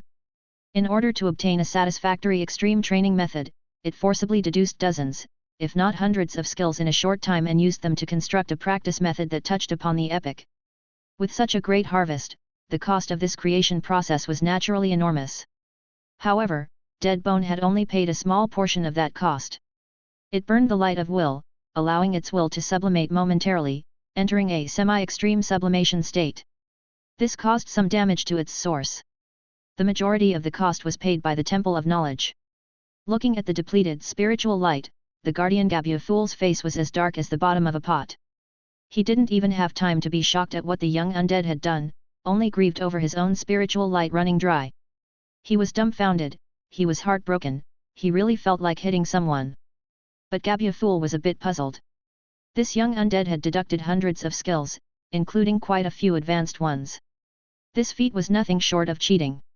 However, the Temple of Knowledge was a miracle building formed by the rules of heaven and earth, a construction more mysterious, grand, and unbreakable than any ordinary building out there. The Temple of Knowledge was not so fragile. To drain the temple, normally one would have to deduce a several times larger number of advanced skills. Gabu Fool could not understand. After all, he was not the rules, nor had he reached the realm where he could understand and see through the rules. He just vaguely felt that the spiritual light drawn by this young undead when deducing skills seemed likely far greater than that of others. So what exactly did this young undead do? Dead bone claimed innocence. It had always deduced skills this way for so many years. It just felt that the state just now was very familiar, like returning home, bathing in the evolutionary radiance. But when it borrowed the afterglow of the evolutionary miracle to deduce skills, the mysterious state would visibly fade away. Many times, after it finished evolving, it would have to spend an extra half-day to finish deducing the skills. Just now, though, the mysterious spiritual light was like an endless river, brimming no matter how much spiritual light it drew. It was the first time it had experienced such joy. Unfortunately, in the end, the mysterious spiritual light still faded away. Just a little more, and it would have failed to deduce the skill. It had committed the sin of lacking steadiness again. Dead bone silently recited from Steady Spirit. Aside, Guardian Gabu Fool stared at Dead Bone as if looking at an NTR enemy, but after all, he was the guardian of a rule-constructed building, what could he do? Of course, follow the procedure and give the highest appraisal to this challenger. What can he say? Or is it truly that this challenge has broken, otherwise he has no right to refuse later challengers? Hint, your hero Dead Bone has obtained the cultivation skill Death Breathing Method. Dead Bone was highly rated, but among the cultivation skills that the Temple of Knowledge could confer, there were only so many. Death Breathing Method was also just an advanced skill, albeit a little more profound and mysterious among them. Dead Bone merely tried it out and found at least 3 points that could be improved. However, without the benefit of enlightenment or mysterious spiritual light, it couldn't immediately proceed to deduce and improve this cultivation skill. Dead Bone felt a bit regretful. Suddenly it thought of something else. Wait, there is no more inference skills project. Gabu Fool let out a somewhat displeased snort. Due to special circumstances, this project has been cancelled, and the test for the later comers will be altered to other projects. Ah, wait, this. Won't their human lord be unable to deduce skills anymore? Dead Bone also faintly sensed that the closing of the project seemed to have a tiny bit of relation with itself. It felt ashamed and embarrassed. But not shame toward the Temple of Knowledge. What did it care if this miracle building was ruined? But if it was to break, shouldn't it at least wait until the Lord and all the companions from their territory had used this opportunity before breaking? The Temple of Knowledge, this construction, was not up to par. In the distance, Taili and the other elves looked at each other, truly not understanding what had transpired, only vaguely sensing that something significant had occurred. This inconspicuous undead strong being seemed to have deduced quite an impressive skill, leaving that guardian at a loss for words. However, what was the special reason that caused the project to close? Is the human lord from Tianyuan territory unable to perform skill deduction now? The elves breathed a sigh of relief, yet also felt a sense of regret and pity. After all, the overbearing presence of the several strong characters from Tianyuan territory had been too overwhelming. But if the generals from Tianyuan division were already so stunningly brilliant, what about their leader, who had earned the trust of many powerful beings? They were looking forward to seeing what kind of skills Lord Tianyuan could infer. But they did not have the chance to witness it. Lord Tianyuan himself might feel even more regretful, as he had missed this opportunity for nothing. Mu Yuan did feel a little regret, but not too much. He had always been a person who knew his own limits. With his understanding slightly inferior to Emperor Deadbone, but on par with Ilo, and far surpassing Duo Lai, he could not possibly deduce an epic skill. He could only infer an advanced one. Advanced skills were also something he needed now but not urgently. When fighting, he could harness the templates from Duo Lai and the others. Having complete mastery over an advanced skill himself would help deepen his understanding of energy and the laws of the universe. Now that the opportunity was gone, it was gone. Once he stepped into the legendary realm, there would be plenty of opportunities to create his own system. And now, with the extreme training method inferred by Deadbone, his time to step into the legendary realm as Lord Shepherd would be greatly shortened. Thanks to the Lord's power, Mu Yuan didn't even need to go to the trouble of learning this skill. He just had to know how to use it. However, talking about detailed levels, he, Mr. Mu, was not yet at the 4-order peak, he was still a few minor levels short. So were his main generals like Liu Lu, Hong Yi, and Yuda. Recently, they had actually found some upgrade fragments, but the quantity was very small, nowhere near enough for everyone's use. The generals improved slightly in level, but they were still some distance from the 4th-order peak. This distance required a considerable amount of time to overcome. Now, it was nearly impossible to find upgrade fragments in the wilderness. For the Tianyuan division, having an additional advanced skill is good, but it's no big deal if they don't have it. After all, during the general's evolution at the epic stage, one evolution often came with the awakening of 1 to 3 advanced skills. Their combat systems were also built around epic abilities, rendering many advanced skills unused. They were not lacking in skills and tactics. At most, they regretted not having the chance to benefit from the inference of skills. Mu Yuan brought his thoughts back and looked to the guardian Gabufool, proposing to undertake a different kind of challenge. Gabufool continued to randomly select the next challenge, face dark as a pot bottom. Soon, Lord Shepherd passed the test of the 6 Union Rubik's Cube. Due to his short completion time, he received a high-level evaluation. The rule's blessing poured down on him. Mu Yuan felt as if he was soaking in a warm spring, his thoughts accelerating in an instant, colliding to produce endless spiritual light. It was a shame that such a mysterious and marvelous sensation came abruptly and left even more quickly, as if it had merely been an illusion. When he came back to his senses, he had already begun to master his newly learned cultivation skill. Prompt: you have been baptized by the rules and learned the advanced skill high-level general breathing method. This cultivation method has the wonderful effect of simultaneously increasing physique, spirit, and energy, though the growth of any single attribute may not be as significant as that of other cultivation methods. Quite interesting. Mu Yuan explored this advanced skill, and immediately gained a new understanding of the use of energy and the essence of strength. Not bad for me, et. After all, he really didn't have many actual skills of his own, and the borrowed skills were like flowers in the fog, visible but untouchable. Upon delving into this study, Mu Yuan felt his artistic conception was on the verge of a breakthrough. Content source Mvlem Pier. 20 hours later, Mu Yuan and his people returned to their territory. They had reaped considerable benefits. The cultivation skill was one of them. Such skills would be very useful even in the legendary realm. In fact, mastering several cultivation skills could even greatly assist in deducing the most suitable cultivation method in the legendary realm. Moreover, using cultivation skills in conjunction with cultivating structures, the gravity practice field and the Ice Heart Lotus platform, could produce even better results. Mu Yuan would definitely arrange for Duo Lai, Sario, Yuda, and others to head to the Temple of Knowledge to take advantage of this opportunity. However, they would need to go in batches and quietly. Especially Duo Lai. If it weren't for the presence of Deadbone and the complete army soul core in his territory, Mu Yuan would indeed feel a lack of security without Duo Lai. The cultivation skill might not significantly improve the general's combat power in the short term, but the time reduction afforded by the extreme training method was visibly significant. It could increase the refining speed by 399%. That is to say, 5 times the original. If it took Emperor Deadbone another 2.5 months to refine before, now he needed only half a month. Becoming legendary was in sight. Mu Yuan tried out this cultivation method and soon made a delightful discovery. When cultivating using soul sand, using this mystery skill in combination can significantly increase the absorption speed of the soul sand, as well as the cultivation limit for the entire day. How marvelous, truly marvelous! The extreme training method held great value and profound significance for Tianyuan territory at its current stage. To fully exploit its value, it needed to be disseminated. At the very least, all the strong characters at the level of the Tianyuan division had to learn it. When inferring the skill, Dead Bone had considered this point too, constantly lowering the threshold for learning it, hoping that everyone could learn and cultivate it. Soon, the small lecture hall of Emperor Dead Bone opened. Within the cultivation structure Ice Heart Lotus platform, powerhouses like Lulu, Ilo, Serio, and Bone 2 were focused and eagerly anticipating. Dead Bone began to speak.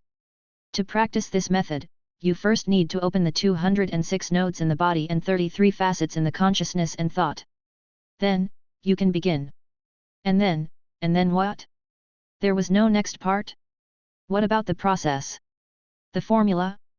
Understanding? Reasoning? None of that. Dead Bone was also somewhat silent. It was strange because Dead Bone thought it had made itself very clear, and that there were only a few difficult points to pay attention to with this training method itself.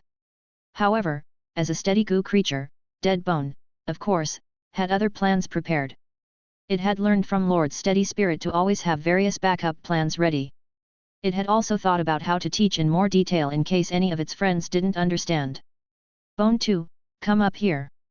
Dead Bone called Bone 2 up to the platform and extended its hand, out of which a towering black fog surged from its jade-like palm bone. The fog descended, enveloping Bone 2, thick enough to block out any light. It was transferring skills. In fact, this is how most powerhouses transfer advanced skills to others. Using their own power to condense a skill seed and pass it to someone else. This method also skips the step of inscribing the power into a scroll. To use this method, a powerhouse needs to have an understanding and application of the skill that has reached the utmost extent. Even so, the one performing the skill transfer would suffer no small amount of loss, and the recipient might not necessarily learn it either. It depends on the learner's compatibility with the skill and their own comprehension. The extreme training method, as crafted by Dead Bone, already had a very low threshold and could fit the vast majority of life forms. It was imparting the skill to Bone 2. Half an hour later, Dead Bone withdrew its power. The dense black fog dissipated, revealing Bone 2's frail figure. How is it? To which realm have you entered? Dead Bone asked with anticipation. It had set 3 realms for the extreme training method, fearing that some might not be able to complete it all at once. This way, at least they could learn the first or second part. Bone 2's eyes were wide open.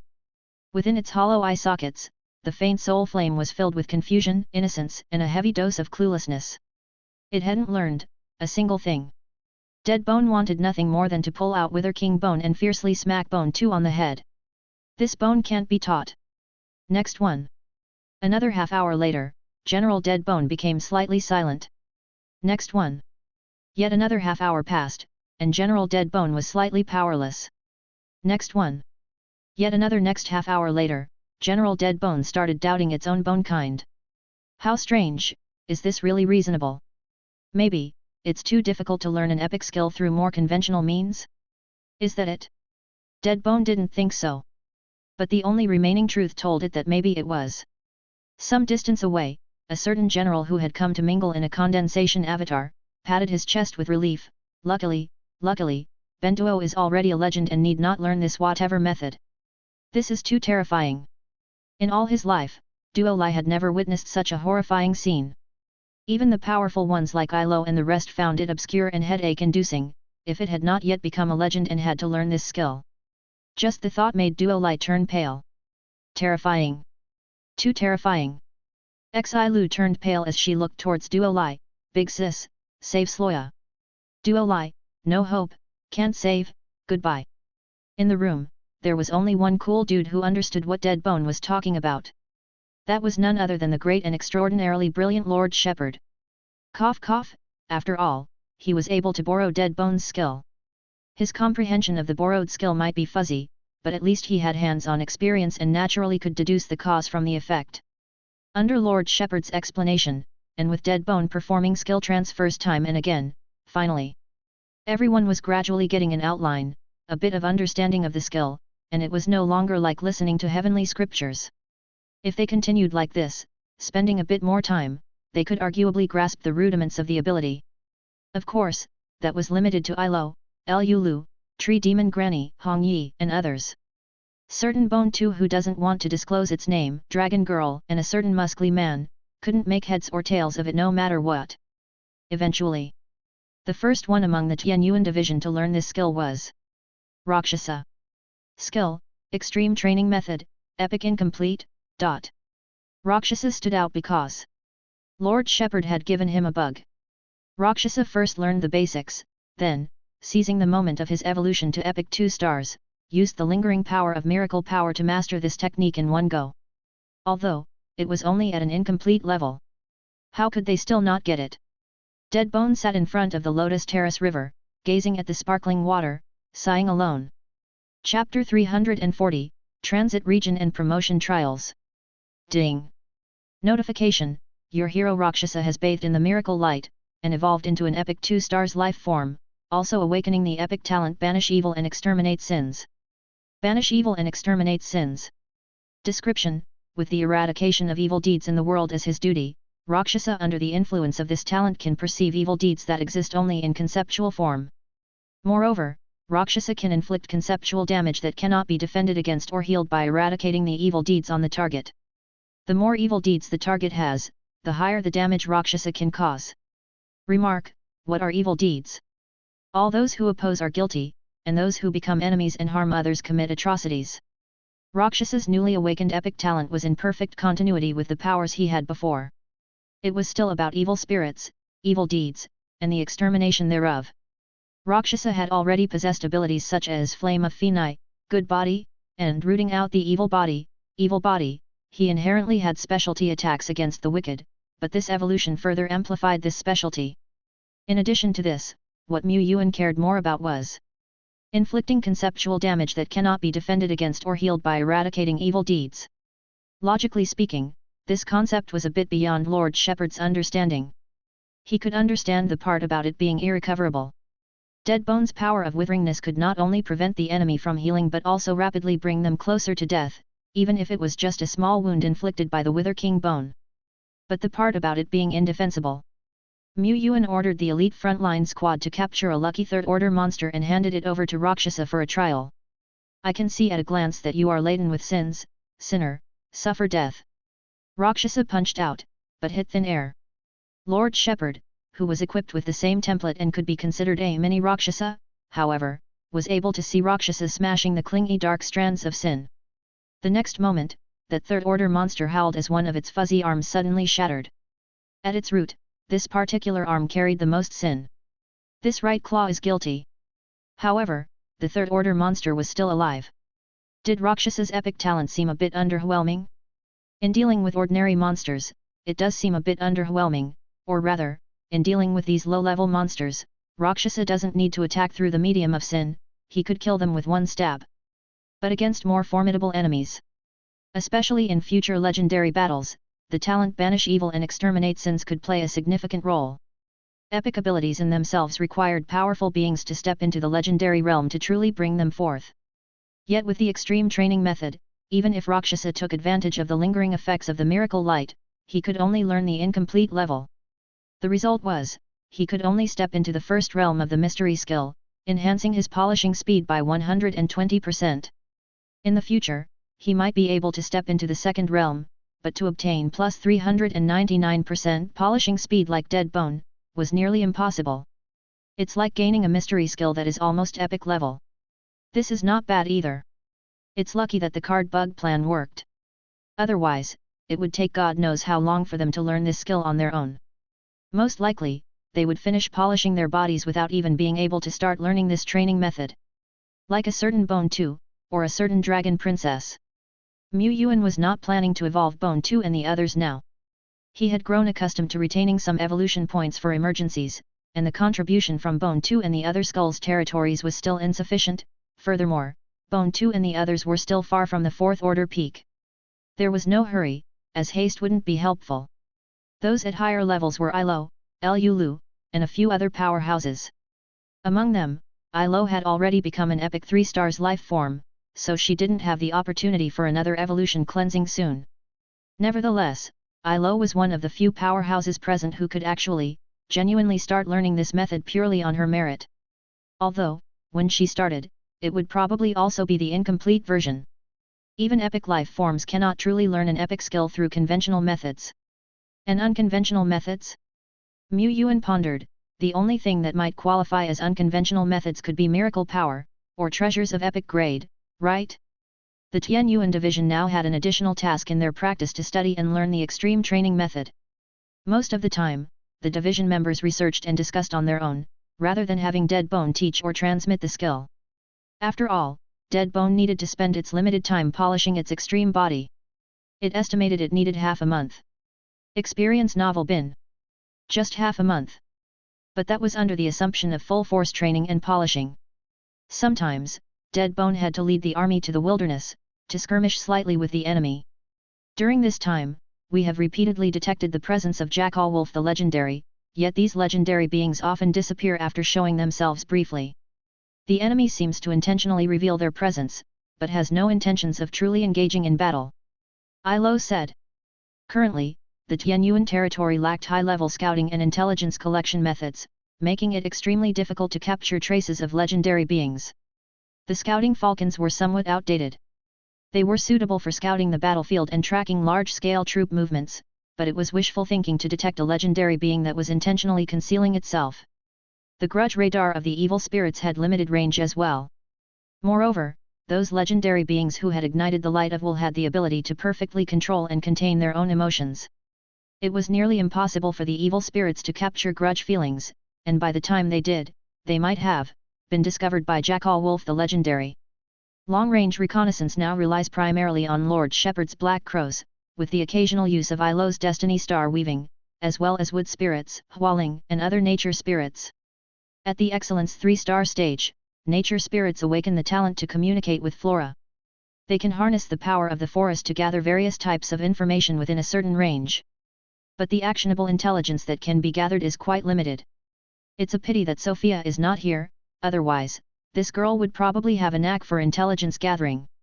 Baptizing and evolving her to Epic 2 stars and Epic 3 stars could likely awaken abilities conducive to reconnaissance. However, with her absence, there was nothing to be regretted.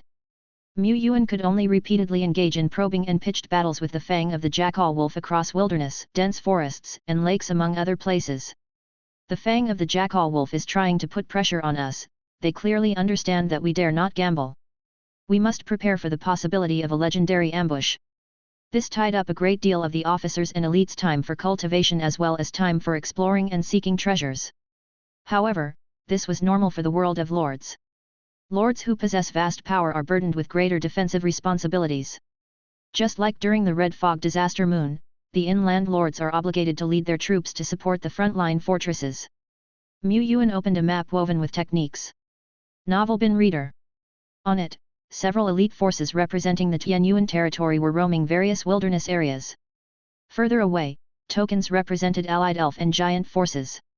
Not long ago, Dead Bone sought to use itself as bait to lure the werewolf legend of the monster tribe. Regrettably, it seems the werewolf legend has resisted the bait. Until now, both sides have only skirmished tentatively, but it seems another storm is about to break. At this moment, the headquarters of the fang of the Jackal Wolf. The red fog drifted here, and the heavens and earth seemed to be showered with a fine drizzle of blood.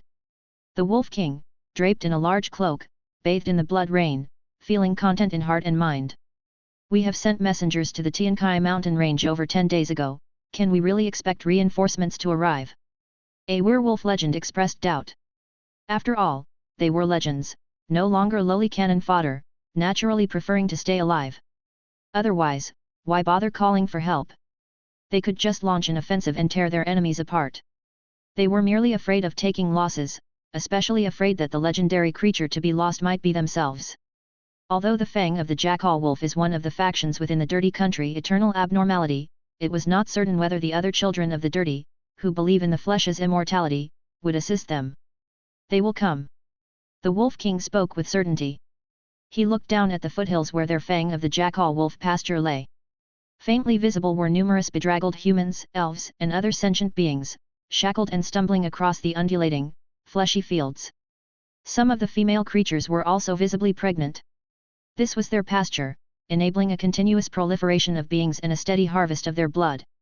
In the broken mountain land, they possessed the largest pasture of beings within the fang of the jackal wolf, and it was also due to this that they maintained a close relationship with the main vein of Tiankai eternal life.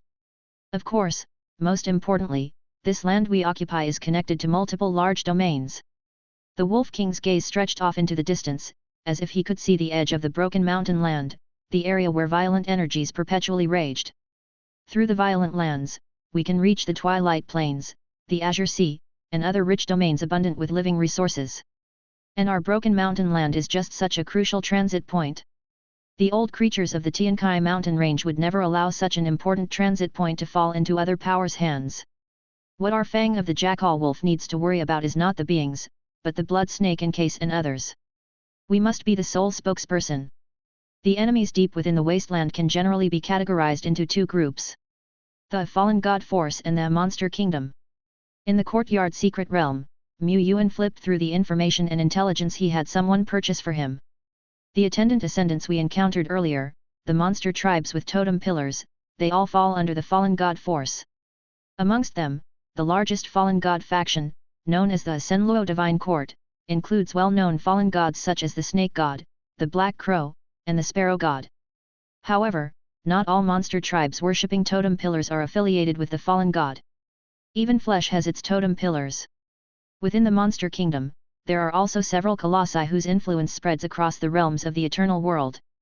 One is called Shadow Whiskers, seemingly dominated by dungeons and dark monsters, fond of venerating unspeakable totem pillars. Another is called Birth Nest, apparently a monster power with strong proliferative abilities, capable of creating nests of filth. Hiss. The third is called Tiankai Eternal Life, which advocates for the immortality of flesh and is proficient in creating aggregated monsters. The fang of the jackal wolf and blood snake encase that I encountered are most likely part of the overlord power belonging to Tiankai Eternal Life. Of course, while they may be said to be under control, monster overlords typically have no unified allegiance. These three monster kingdoms can be seen as three different paths of development taken by monster overlords. Some worship tentacles, some worship flesh, some believe in the birth and proliferation. Yuan sought out this intelligence to guard against the enemy's tactics. The elves and giants' understanding of the fang of the jackal wolf is limited to the surface, their information might not be as detailed as these intel reports. Even if the information comes from other monster overlords, there are commonalities that can be referenced. For example, a monster overlord following the Tiankai Eternal Life path usually possesses abilities like Eye of Mutation, Mutation Spell, and sometimes they can even cause a terrible tide of blood and flesh through sacrifice. These methods naturally don't have obvious weaknesses, but with prior preparation, one can take specific defensive measures. If he were to engage in all-out war with Fang of the Jackal Wolf, preparation would be indispensable. He massaged his throbbing temples. The pressures between people are not the same, the majority of lords within the secret realm were feeling relaxed. Now that the Red Fog disaster moon had ended and Langxing had finished merging, they were no longer under pressure.